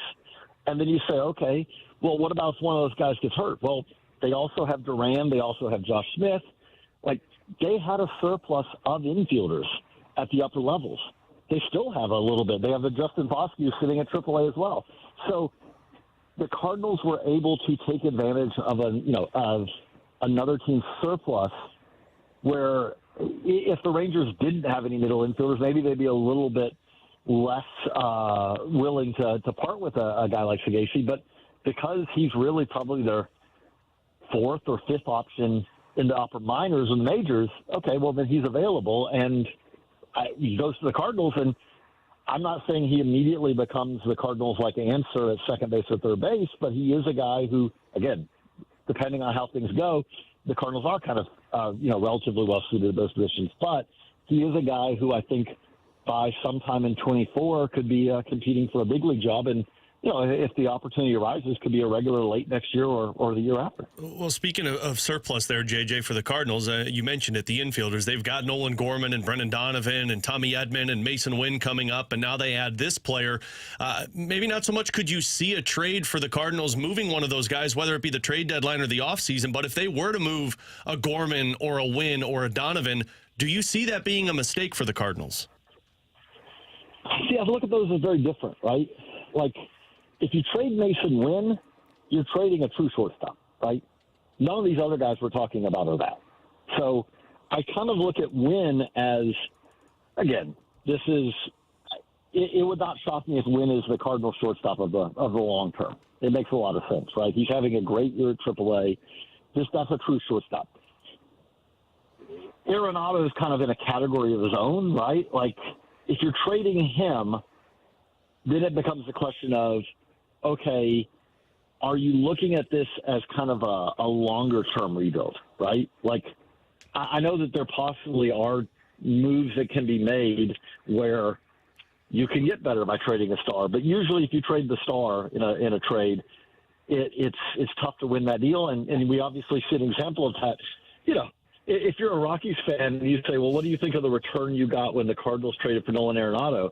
I think you'd look pretty frustratedly at that right now. And even with the Gorman, like, I struggle right now to see where are you getting the best value for him as you're trading him right now, or, he's still young, he's still cost controlled for a number of years. Is it something where is he a building block, or is he a guy that helps you get a building block? And I think a lot of that depends on, do the Cardinals think that this was a bad, an aberrant bad year, or is this something where, this is a bigger rebuild that needs to take place? JJ Cooper is our guest here on 101 ESPN. Always appreciate his time joining us here on 101 ESPN. JJ, final question. We'll get you out of here on this one. Jordan Walker is a player that Cardinals fans are very excited about, to say the least. But the defense in right field so far this season has been really rough, to say the least. He is a very new player to the position. He was not moved there until basically August of last year. When you have seen in the minors players make that adjustment to the outfield, especially at his age, he's just 21 years old, how long do you typically give them before saying, you know what, it's probably just not going to work? It kind of depends situation by situation, because it really depends a lot to me on what are the issues, right? Because there are things that you can improve, reads, routes. That's the issue. There are things you can't. Right. So I'm saying that's improvable, right?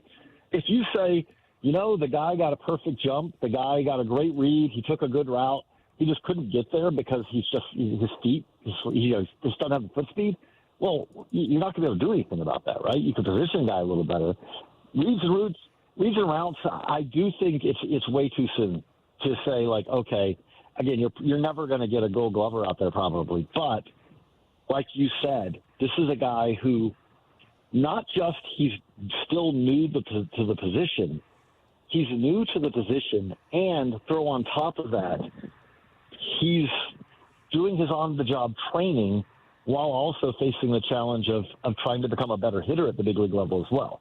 So he's had a lot on his plate this year. Obviously, that's got to be a big to-do item going forward. And I would say if at this time next year you're saying, you haven't seen a whole lot of improvement on it, well, then you're looking at it and saying, is this the first baseman, of the future, post-Goldschmidt era, and things like that? Or, is there somewhere else?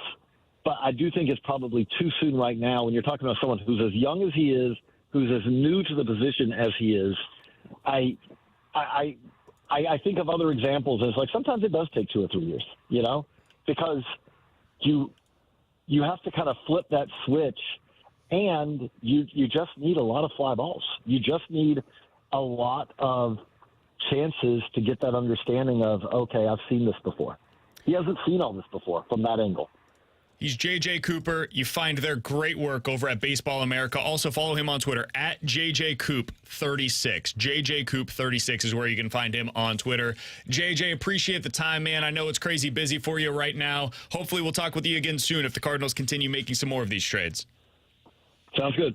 You got it. That's J.J. Cooper, editor-in-chief of Baseball America, joining us here on 101 ESPN. That last thing that he said there, Alex, about what he's seen so far from Jordan Walker and what it's going to take for him to get better in the outfield, it's why I mentioned this a little bit earlier, and we saw it over the weekend. The Cardinals have to stop replacing him as a late-inning defensive guy. I know he is a liability out there. I get it. You want to win these games as often as you can. And I understand Ollie as a manager. His first instinct is do whatever you can every day to win the game. I get it. Stop. That is no longer the priority. The priority now is development. The priority is to get Jordan Walker as good at defense as quickly as you can. And as JJ just said, you have to get him reps. And maybe that means in those 3 innings, 7th, 8th, and 9th, you get him 1 extra fly ball that he gets to judge. Man, over the course of the last 50 games, maybe that means 50 extra opportunities for him to be able to make a play. I think that's worthwhile. So for me, go ahead and leave him in for those opportunities. Yeah, as much as it's about reps, it's also about confidence. Sure. And how do you expect to grow confidence for a guy who has struggled in the outfield this season, or is expected to be a future outfielder for your team? How do you build confidence when you know that come the 5th inning, if my team's in a close game, they're going to pull me out? That's going to affect you in the outfield because you're going to try and do too much to make sure you don't make mistakes, which is going to cause mistakes. And then it's going to affect you in the batter's box because you're overthinking that. Well, if I don't hit and my defense isn't good, well, now I'm not going to play. That's the mental side of this game, which is so difficult. And we hear from former athletes and current athletes say all the time, take that out of the way. Stop making this guy doubt himself. Let him figure it out for the rest of this season because guess what? You lose, not going to make a difference. You're winning, not going to make a difference. You're still selling off all of these pieces. Sell them off and let these guys be the everyday player in their position. The other thing that he spends a lot of time talking about there, of course, was the returns for the Cardinals that they got in the deals yesterday. T-Bone, what was your biggest reaction, your biggest thing that you took from our conversation with J.J. Cooper on the returns that the Cardinals got yesterday? I will say it was better to hear that he said that the injuries that the pitcher Roby dealt with were minor and that he's a guy that's got swing and miss stuff that can come to the table. And then also the fact of the matter that the Sagasi kid that they acquired is someone that could be up at the major league level next year helping them. And that's the big thing for me is if they truly believe that he could be a guy that comes up like in May of next year, kind of like I think that's when Donovan came up last year for the Cardinals. If he can kind of come up and be kind of that role and you can teach him defense, then I look at that and I say, okay, that might mean that the Cardinals truly view someone as a Gorman or a Donovan as being a trade chip. Whether that's at this deadline or in the offseason, it certainly sounds like that might be the way that they're starting to go, is acquire this guy to fill the void of one of those two. So he's not the same player as the guy that I'm about to mention, but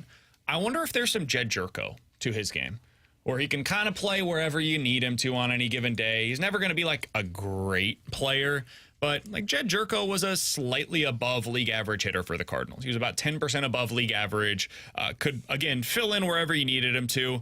I don't know that he's going to have the pop that Jerko had in 2016 for the Cardinals when he hit 30 home runs for them, but every other year of his career, he was like 10 to 20 typically. So I wonder if you see some of that out of the kid that they got, little T, from the Rangers. The other thing that he said there about the pitching side of things was if you end up getting one starter, one reliever, and one guy that just kind of plays the up and down shuttle. Yeah, the basically Zach Thompson role of he gives you some promise and then he looks terrible and then he gets sent down. And he shows some promise and then he looks bad and then he goes back down. That would be a pretty reasonable return from these guys in terms of what you're expecting out of them in the long haul. So good stuff from J.J. Cooper. If you missed any of it, check it out on the podcast page. 101ESPN.com and the free 101 ESPN app is where you go to find it. Coming up in 10 minutes, we'll talk to Katie Wu, Cardinals insider for The Athletic. But next, Alex has a story for us in the junk drawer here on 101 ESPN.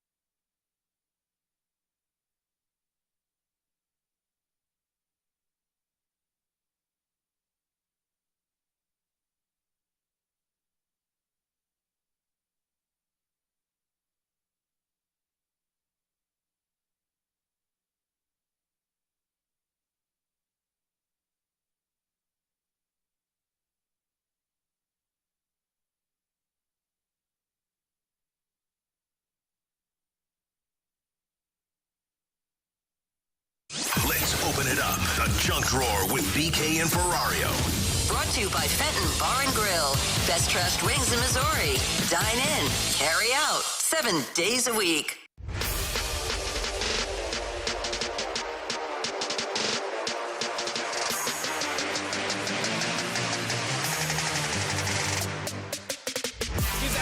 That's Tanner Hendrickson. I'm Brandon Kiley. Alex has a junk drawer story for us today. We'll be joined by Katie Wu in about 5 minutes. Alex, what do you got for us today? All right, guys, I'm going to paint you a scenario and you tell me what you would do with it. Someone hands you $20,000. You do what?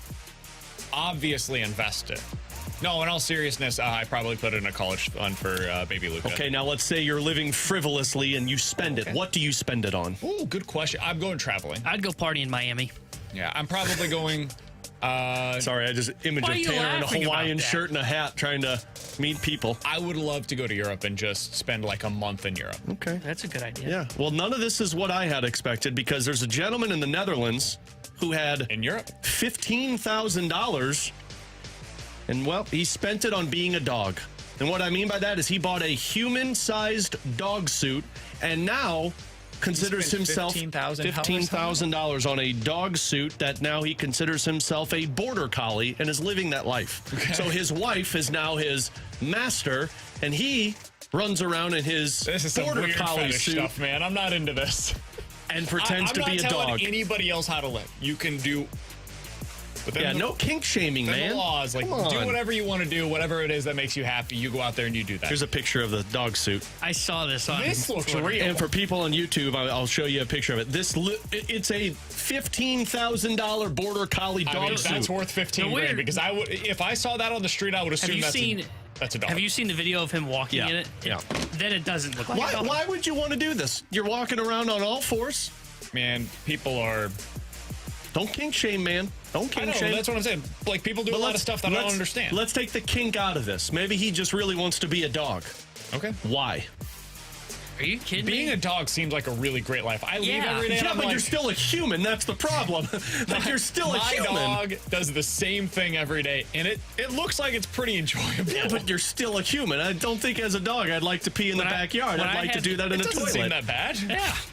Honestly, it doesn't. I don't know, man. My dog. I mean, the only my dog- responsibility you have is make sure that my owner knows I go outside to go to the bathroom, Yeah. and that's about it. Yeah, but my dog. And tell them when I'm hungry. My dog, man, when I don't cut the grass and the grass is high, that's got to be uncomfortable. Oh, yeah, definitely. And but that's sometimes on you don't pick up the dog poop all the time, so it's just like going in a toilet that's been not been flushed. I don't think they Do mind you do because it's a that? pretty big toilet. Well, my dog minds. He gives me kind of the FU look when You he's out remember there. going to Old Bush Stadium where you had the troughs? Oh, no, to go into? You may have remembered going to Old Bush Stadium. Me, on the other hand, would say, I'm going home because I got to go to the bathroom. Touche, well played, sir. That's basically going outside. Coming up next, Katie Wu on 101 ESPN.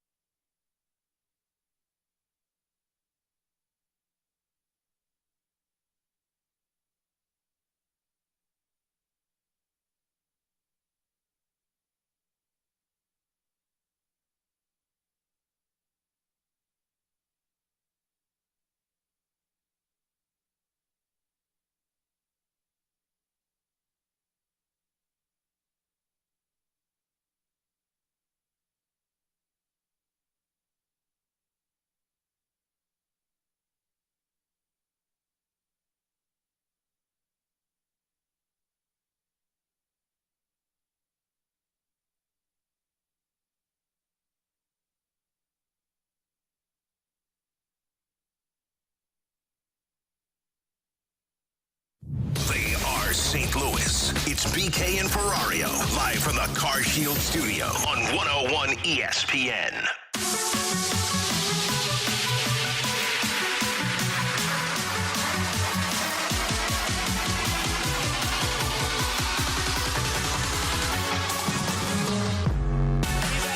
That's Tanner Hendrickson. I'm Brandon Kiley. Always happy to be joined by Katie Woo for our weekly Monday conversation. She's the Cardinals insider for The Athletic. You can find her work over there breaking down the Cardinals trades from the weekend. You can also find her on Twitter at Katie J. Woo.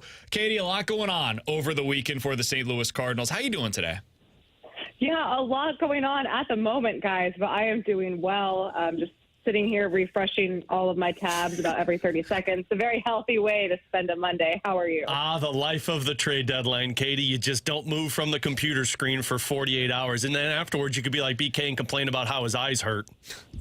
Well, he needs to get some Blu-ray glasses. I've been rocking mine. I don't do that anymore. He's got them, Katie. Because he wears them. He's like, man, I got to put my glasses on. My eyes hurt from staring at the screen all day. Hey, you got to do what you got to do, but that's a really good reenactment, you guys. Yeah, thanks. I've nailed the BK impersonation. Appreciate both of you for all of the kind words. All right, Katie, let's get into what the Cardinals decided to do yesterday. When you saw that the Cardinals were trading Jordan Montgomery and Chris Stratton down to Texas, and then that Jordan Hicks was going up to Toronto, I'm guessing for you, like for us, there wasn't a lot of shock in the guys that are pending free agents going elsewhere. But when you saw the return, what stood out to you? Yeah, no, not a lot of surprise there with the names. I mean, it's pretty much is on par for what John Mozeliak described would happen. They're trading away expiring contracts, soon to be free agents. These were the names we expected to go and the names we expected to go first. Pretty good indication that Jordan Hicks was about to be traded was I was looking at the bullpen in the fourth inning through my binoculars like a totally normal person. And there was no Jordan Hicks. And, rumors had been spreading in the morning that he was on his way out, and I kind of thought that Jordan Hicks would be the first to go. So not at all surprised that they both left yesterday. Would have appreciated more than 20 minutes notice between the trades, but, that's what makes it fun. The returns, I think, were about what you could expect for rental pieces. I mean, all three of those guys, Hicks, Montgomery, and Chris Stratton, are going to be free agents at the end of the year. Like we know, you're not going to land this top prospect in the organization for a rental, no matter how talented the rental is. That's just the way the selling market works. I thought what the Cardinals did was about what they could get. You're looking at these names. By the way, if there's an award for names most difficult to announce as acquisitions, the Cardinals are going to win it. So bear with me because I'm still figuring out how to say these names correctly. But when you're looking at what the Cardinals got for the Blue Jays, I know that Klopfenstein isn't a top prospect in the organization, but he has that high swing and miss. All of the pitching prospects they acquired do have that trait, and that's something that the Cardinals don't have in their farm system. So when you're looking at returns for rentals, what you can expect are upper level but not top prospects in return, and the Cardinals identified some really exciting arms that seem to slot right into what they want in terms of pitching talent that could be ready in 2024. I thought, again, what Mo was able to get for these players was pretty par for the course in terms of bolstering his farm system. Katie, we saw the Cardinals package bullpen arm with Jordan Montgomery. Are you expecting some type of package with Jack Flaherty before tomorrow? I would think so, just because I think that's what you're going to have to do to get the most value. If we're following John Mozeliak's trends throughout, what he's already set, the next guys to go are going to be the only guys left with expiring contracts. That would be Jack Flaherty and Paul DeJong. Yes, DeJong has that team option for $12.5 million in 2024, but given where the organization is and Masyn Winn's impending arrival, it is very unlikely the Cardinals pick up that option. So I could see the Cardinals packaging DeJong with Flaherty, assuming a team that is interested in Flaherty needs middle infield depth. I'm just speculating here, but the Giants could be one of those teams. They need rotation help. They could also use some middle infield help. That seems like a likely package. Now, if you're looking for a team such as Baltimore that may not necessarily need middle infield, then you're looking for relief pitching. And that's where I think you could see someone that's under a little bit more team control, someone like a Giovanni Gallegos or a Ryan Helsley go as well, because those are valuable arms that are going to boost your return. Mo pretty much said he expects more moves to be made before the August 1st deadline, which I believe is 5 p.m. in St. Louis, but who is counting? And he did not rule out anyone except the guys he did previously rule out, namely Nolan Arenado, being on the trading block. So we will see. But one thing I do expect, guys, going forward is that the Cardinals will make at least one more move. So, Katie, let's stick on that vein of thought here for a moment. The Cardinals did not acquire anybody yesterday, at least from the analysts' perspective that know a lot more about this than we do, that is expected to slot into the rotation on opening day of 2024. And that was never the expectation in these moves for the pending free agents. To do so probably requires giving up cost-controlled position players. Do you anticipate the Cardinals making one of those moves prior to the deadline, or tomorrow?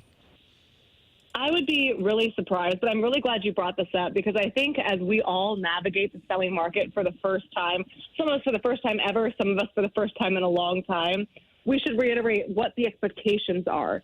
Yes, none of these names are like penned in to the rotation in 2024. Mo said as such, as of today, they still have 2 starters slated in Miles Michaelis and Steven Matz for 2024. But with Robertson and Kloppenstein, I'm almost positive I said that right, who are going to be assigned to AAA and could be available as early as tomorrow. These are guys that are going to compete for playing time in 2024. Those rotation acquisitions are most likely going to come in the winter. And Mo said this a couple weeks ago.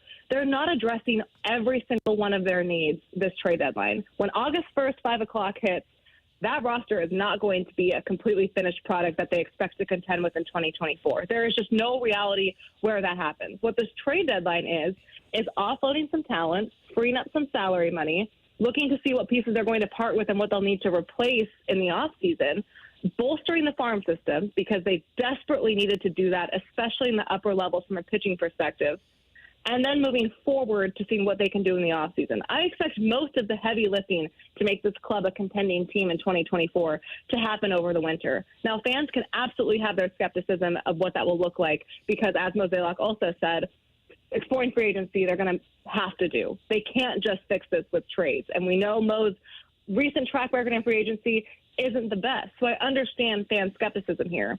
But I do want to reiterate that what we're seeing at the deadline is not going to be those like big blockbuster names coming back to the Cardinals that are going to make this team, what they believe to be contenders next year. We're seeing them address every area of the roster that will help them comprehensively be ready in 2024.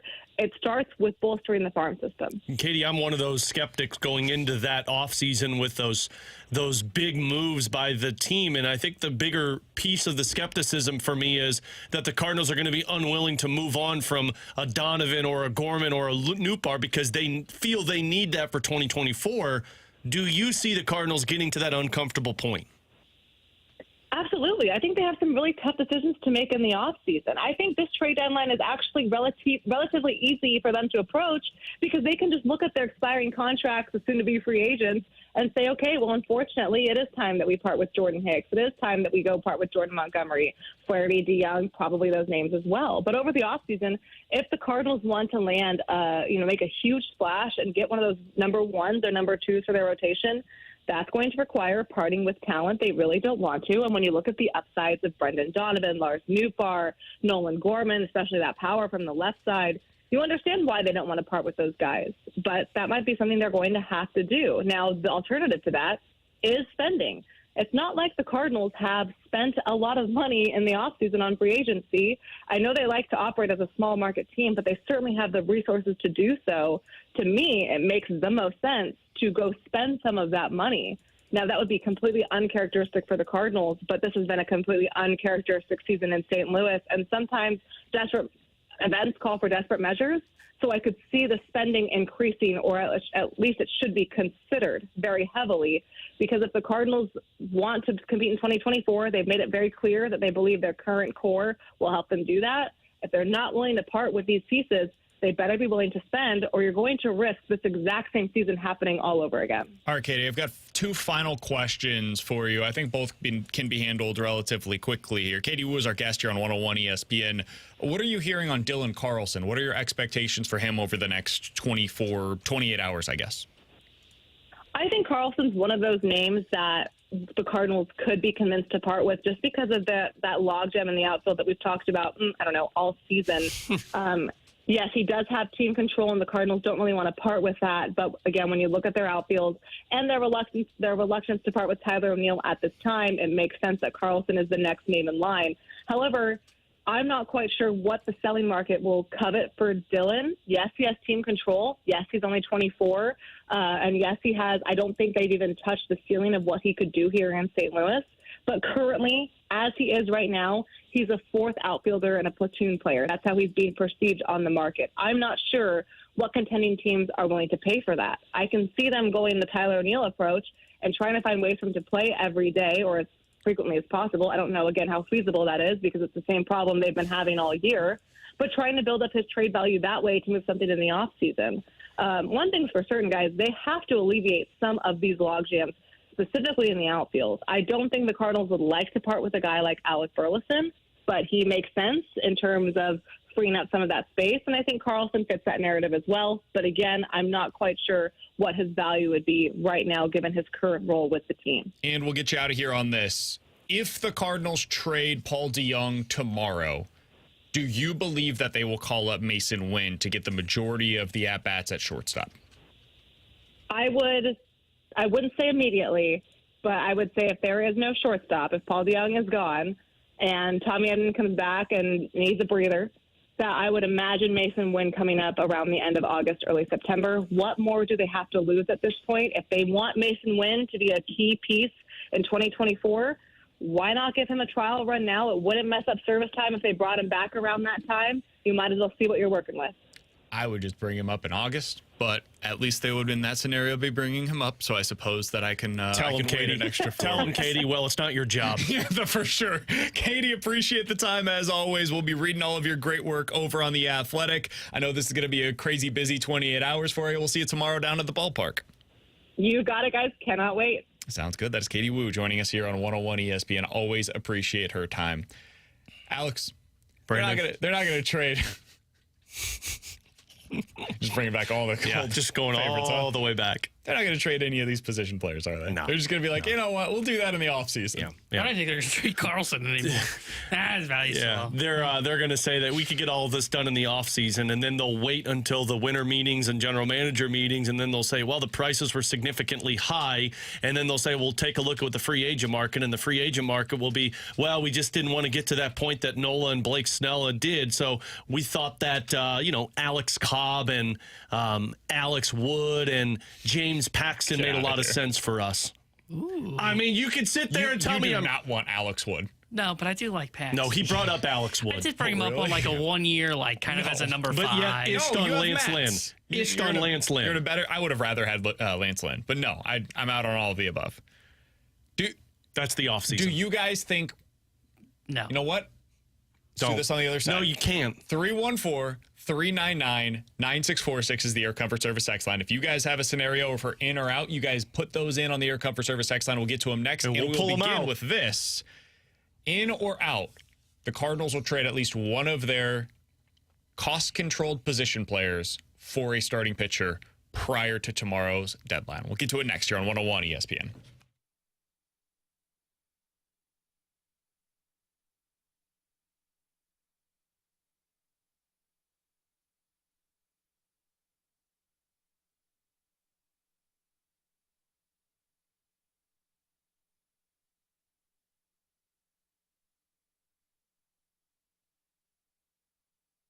Hey, it's BK, and I've got some exciting news for all the men out there. Victory Men's Health has launched a new telehealth site. It's called Victory RX. You can find it at victoryrx.com. Men, you can go there. You'll get prescribed your ED medication, and they have made this process so easy. You go over to the site. You do your entire consult all via text, and when you get there, you do your consult. You're going to get a chewable tablet. It's got active ingredients with both Viagra and Cialis. The reason why it's important that it's chewable is because instead of swallowing a pill, which can be potentially affected by the food or the drinks that you had that night, a chewable tablet will not be affected by that at all. And it's going to be the correct dosage for you. You don't have to take 1, 2, 3, 4 doses of this to make sure that it works. No, that first dose, it's going to be right for you. You go to victoryrx.com. That's victoryrx.com to get your dose. Victory Men's Health has been treating thousands of men in their standalone locations, and now you're getting easier access to that #1 selling ED medication. VictoryRx.com. That's VictoryRx.com. Play hard.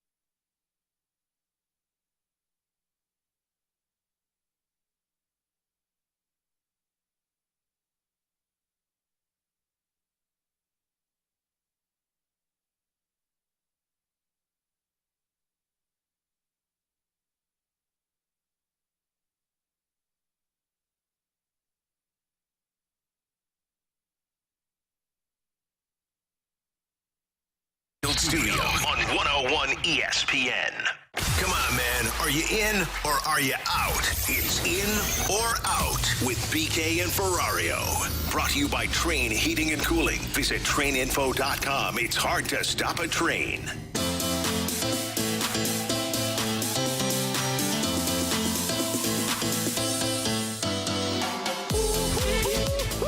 He's Alex Ferrario. That was a beautiful rendition. I'm Brandon Kiley. Tanner Hendrickson on the 1s and 2s here on BK and Ferrario. Guys, let's start out with this. In or out? By tomorrow at 5 o'clock, the Cardinals will have traded one of their cost-controlled position players for a starting pitcher that fits into their rotation in 2024. I'm going to say out because I think if they do trade, it won't be a guy they're going to get for their rotation for 2024. Because the only one I could see them trading that would fall in that category is Dylan Carlson. And I'm not sure the Cardinals get the pitcher in your rotation for just Dylan Carlson. So I'm going to say I'm out. I think I'm out too because I'm losing confidence that they're going to move one of these bats to go get somebody.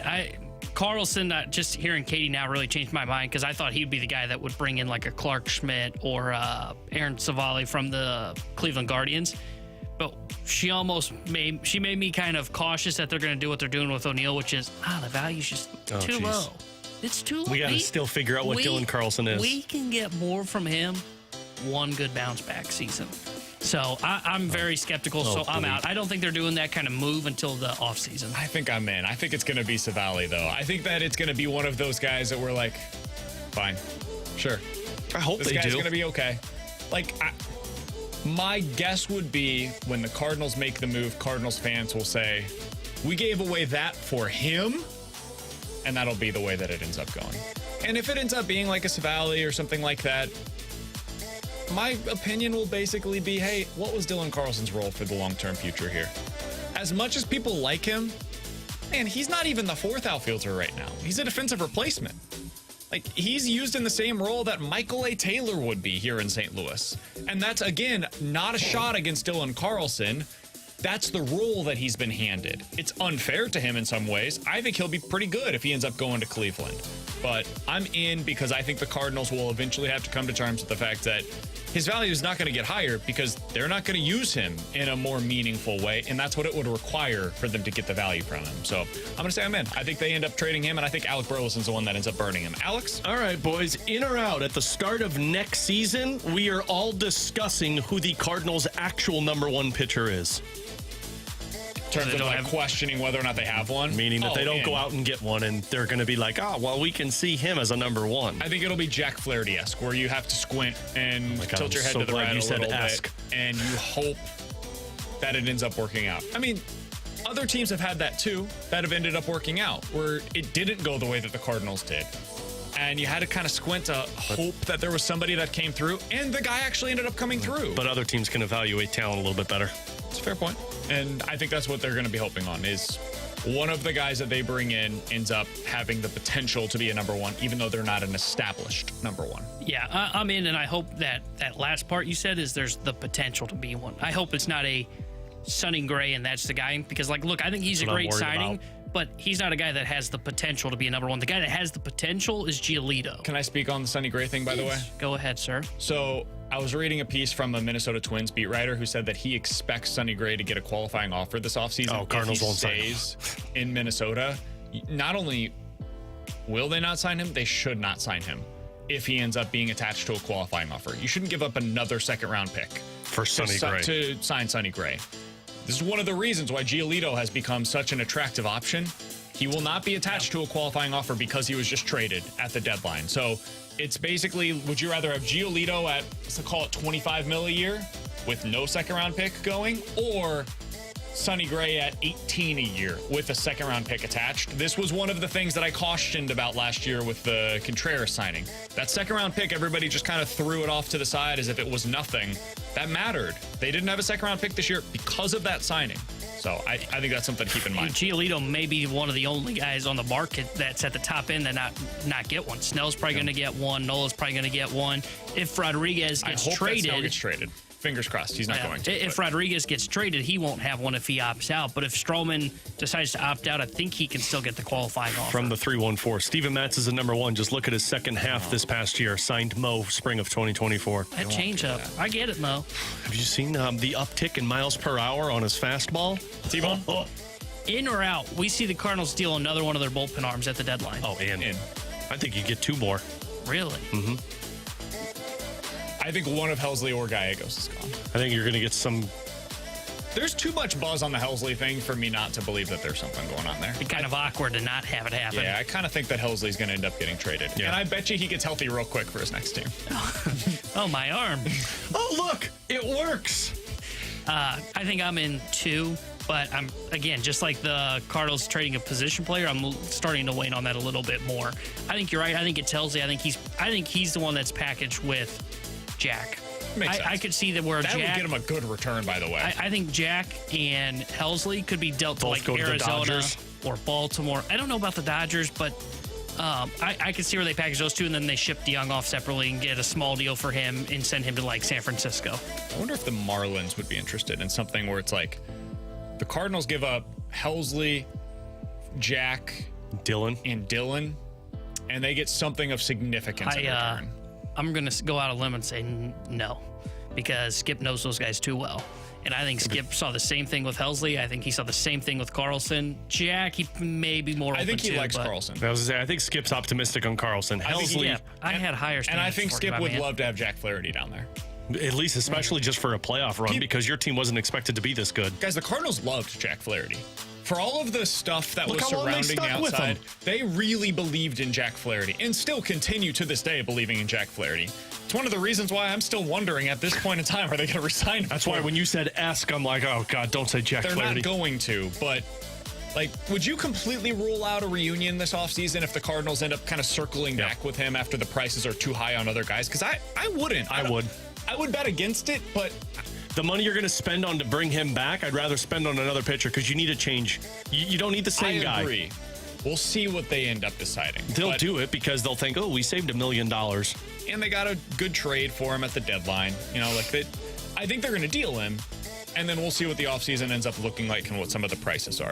All right, 314-399-9646 is the Air Comfort Service text line for in or out. Guys, in or out, the Cardinals end up trading for somebody at this year's deadline or have already done so that will be in their rotation on opening day next year. I just don't think you're going to get somebody who will be, with the exception of Savali, but I'm a little skeptical that they're able to get that done because I wonder if a team offers up more than what the Cardinals offer.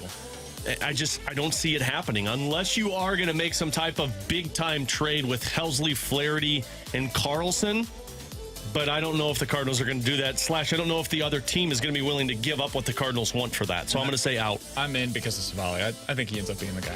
I'm out. Or somebody similar. I'm out because I don't think he fits the profile they're looking for anymore of a swing and miss guy. So. Oh, buddy. And also, too, I think he's going to draw in a lot more potentially than what we're talking about. And I think we said that on the front end of that segment we did in the 11 o'clock hour. I think this whole notion of major league teams, we saw the reporting about it. The market's not looking for rentals, is looking for cost control pitchers. Oh, there's cost control pitchers available. Well, one, everybody's looking for cost control pitching. And two, the quote unquote guys that were available, it was basically, they're available if I get the Godfather offer. And I don't think that's happening across baseball. As we've seen, the rentals are the ones that are moving recently. So I'm just out. I don't think anybody's going to really pull the trigger on anything. Yeah, the only controllable pitchers that have been moved so far are Scherzer and then maybe Verlander. Yeah. And that's kind of different because the Mets are paying down. He's got an option, right? So the Mets are paying down that money for both of those guys if they end up getting moved. Scherzer's making like $20 million for the Rangers for the next what a deal year and a half. It's a hell of a deal. It's an unbelievable deal for the Rangers. They can picture that rotation next year being Scherzer, DeGrom, and Eovaldi. And then also have Martin Perez and John Gray. Yeah. I love that's how the Rangers are good. And if you want a model for what the Cardinals could do, it's the Rangers. Here's the problem. They won't. The Rangers went out and spent a boatload of money. First on their position players, which Cardinals have kind of already done with Goldie and Arenado. They just did it in a different way. Instead of going to free agency, they did it via trade. Now they got to get to the pitching side of things. And they got an old school manager. Oh, God. And an old school pitching coach. Yeah. Oh, God. I miss Maddox. Guys, in or out, pizza and wings tonight. Oh, always man. I had pizza over the weekend. I did too. Oh, my God. That's why we're wearing the same colored shirt. Are you guys wearing the same shirt? Are you serious? Did you not notice? We've been on the air for 2.5 hours and you didn't notice that? Can I give a quick shout out to the pizza place that I went to? Can I give it one too? Sure. Okay, go ahead. You first. Jalisco Pizza in St. Charles was amazing.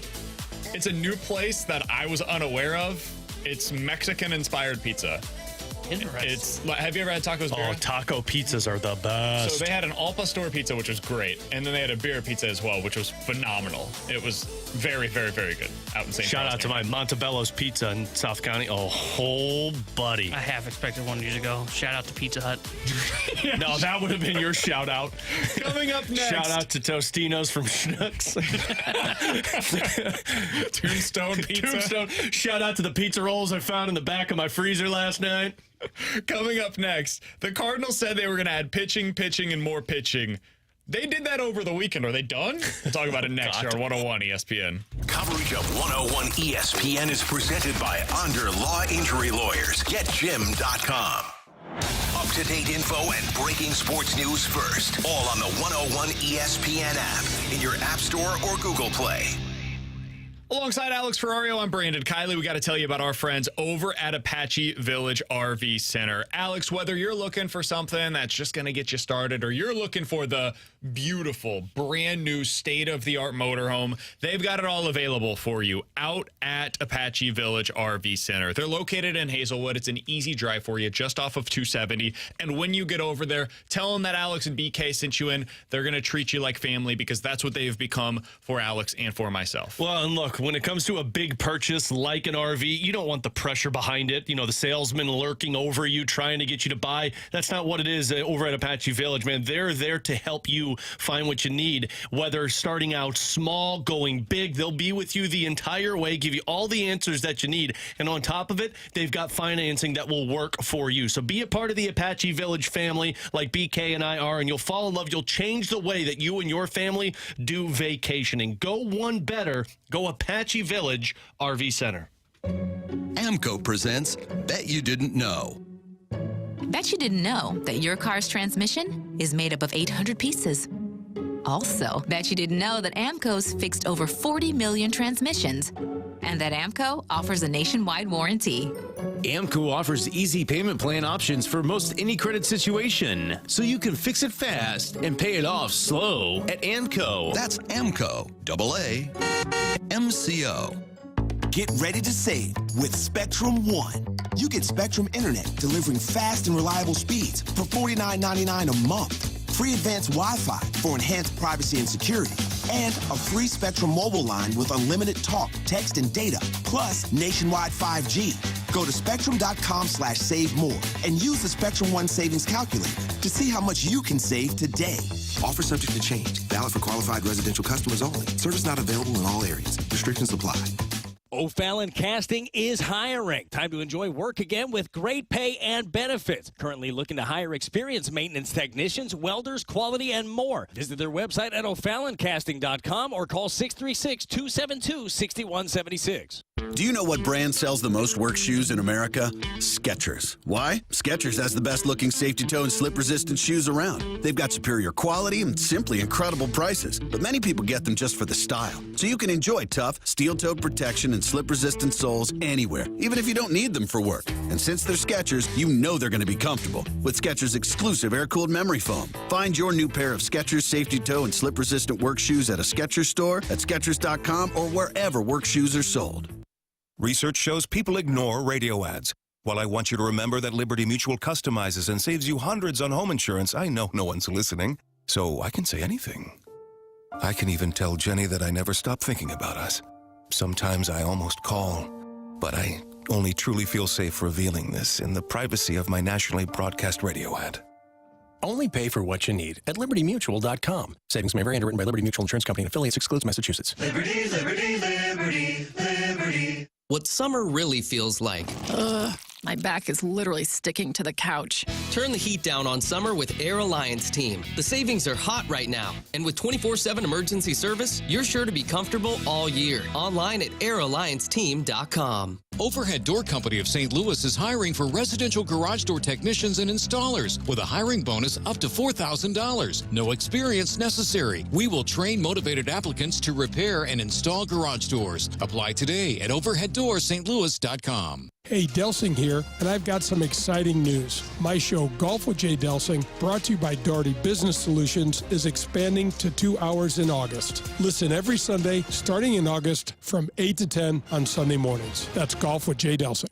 Dive deep into Cardinals baseball with a Redbird Report podcast, hosted by World Series champion Brad Thompson. It's BT with nonstop Cards talk on the Redbird Report podcast. Download and listen to the podcast right now at 101ESPN.com or on your 101 mobile app. 101 ESPN Sports Center. Tanner Hendrickson here with a Sports Center update brought to you by Saliga Heating and Cooling. The Cardinals beat the Cubs yesterday 3-0 as they take 3 of 4 or dropped 3 of 4 to them over the weekend. Wish they took 3 of 4. They also made a couple trades yesterday as they traded Jordan Montgomery and Chris Stratton to the Texas Rangers, and then they also sent Jordan Hicks to the Toronto Blue Jays. And they'll be back in action tomorrow as they've got tonight off. 6:45 will be first pitch tomorrow as they start a 3-game set against the Minnesota Twins. This Sports Center update was brought to you by Saliga Heating and Cooling, an independent American Standard heating and air conditioning dealer. We're right back to more of it. It's BK and Ferrario, live from the Car Shield studio on 101 ESPN.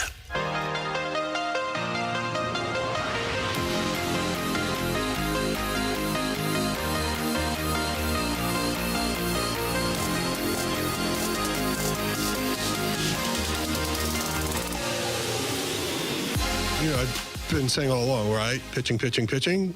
And we felt like we got a lot of pitching so far. And so if there's something that might not be a pitcher, now we might pursue it. Whereas a lot of what we were focusing on in the last week or so was really trying to find the right pitchers. Alongside Alex Ferrario and Tanner Hendrickson, I'm Brandon Kiley. It's BK and Ferrario here on 101 ESPN. That was Mo yesterday talking with the media about what the Cardinals plan to do now, because they still have Jack Flaherty. They've still got Paul DeJong. They've still got some options for trades going into Tuesday's deadline. Alex, I do not think that this team is done dealing yet. I think they've got some more stuff that's going to be taking place over the next 28 hours or so, right? So when they do trade those players, what are they bringing back? The goal was to add as much pitching as possible. Do you think, based on those comments and based on what they have already brought into the system, which is 4 new pitchers, that they have done enough? Or do they still need to be targeting more pitching as they go out there to the market? Do I believe they've done enough? No, because I think you need more options right now. I mean, yeah, you added some pitchers, but as J.J. Cooper told us earlier, these guys aren't impacting your ball club next year. And frankly, that was the one thing that John Mozeliak talked about, was focusing on 2024. And if the 2024 season's main focus is going to be the offseason, fine, but show me you're making some progress in that direction.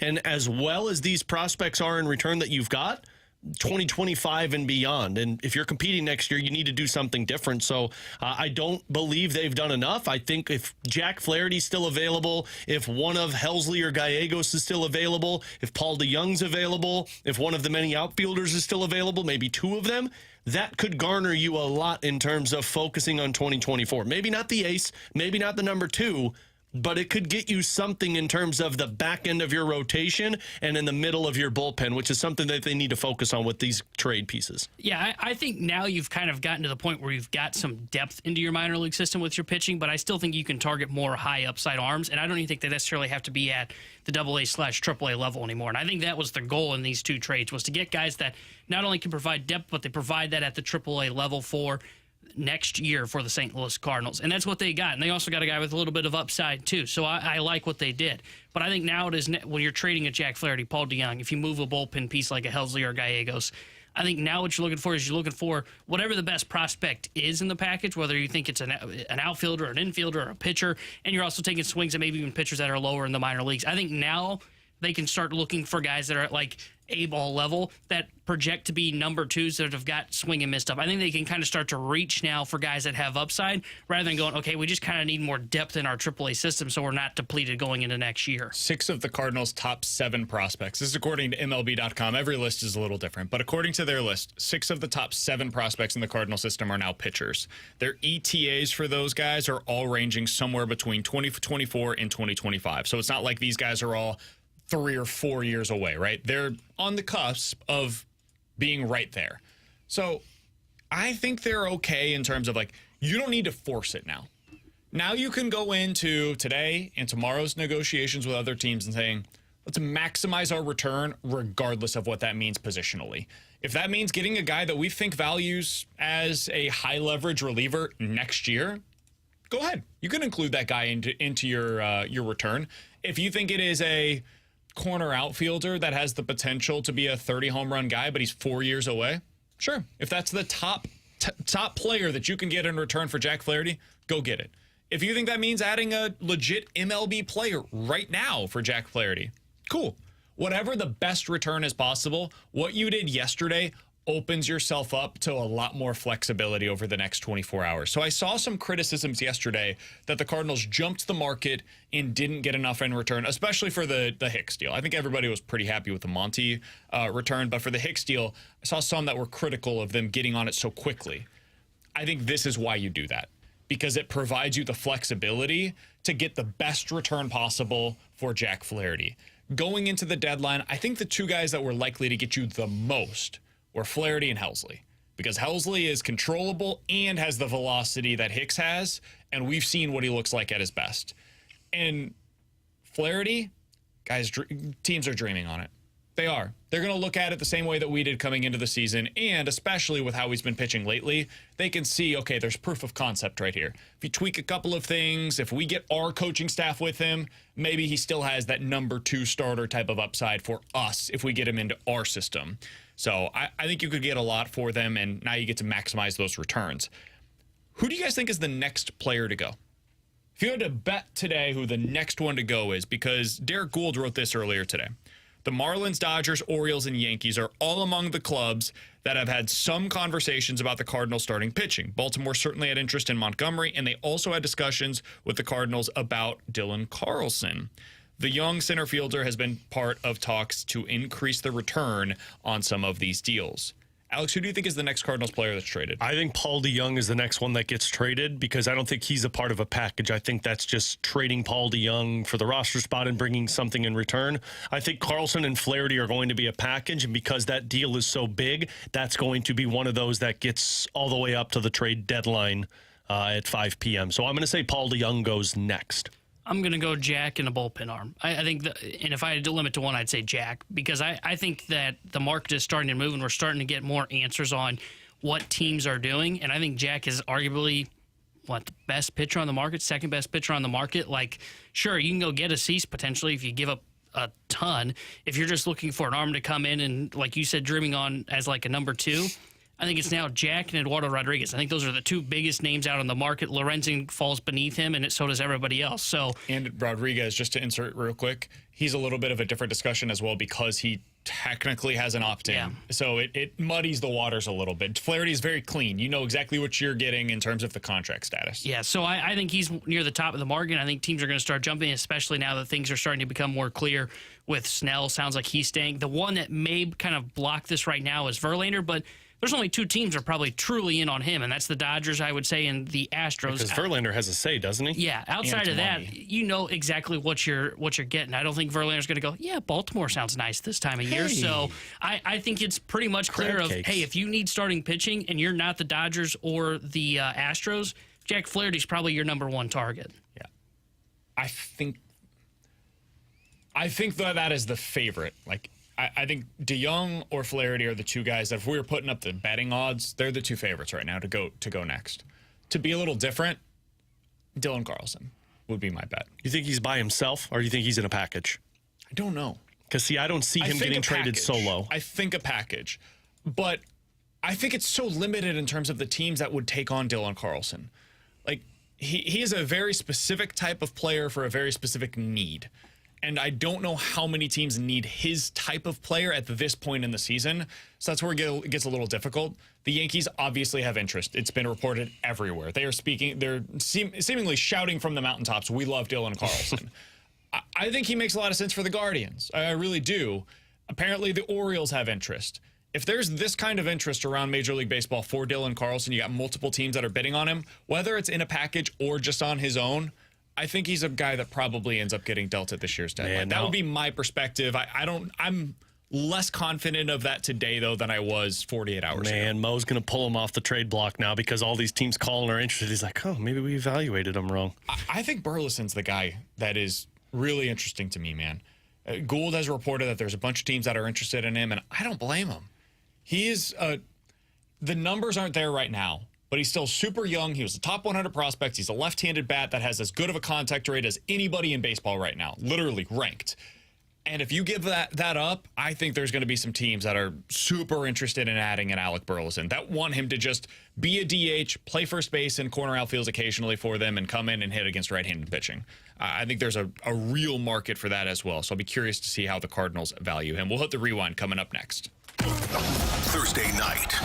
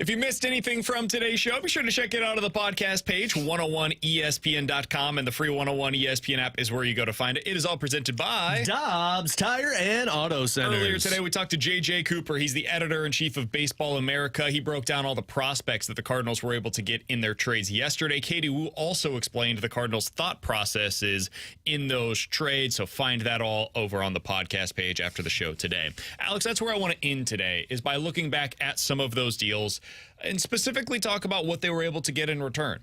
I liked what they did yesterday because I think they did a nice job of kind of leveling out some of the risk. And what I mean by that is the TK Roby, who is the top pitching prospect that they were able to get in the Montgomery deal. He's a high upside, but also high risk type of pitcher. That's the profile that he carries. He's got the upside to be a number 2.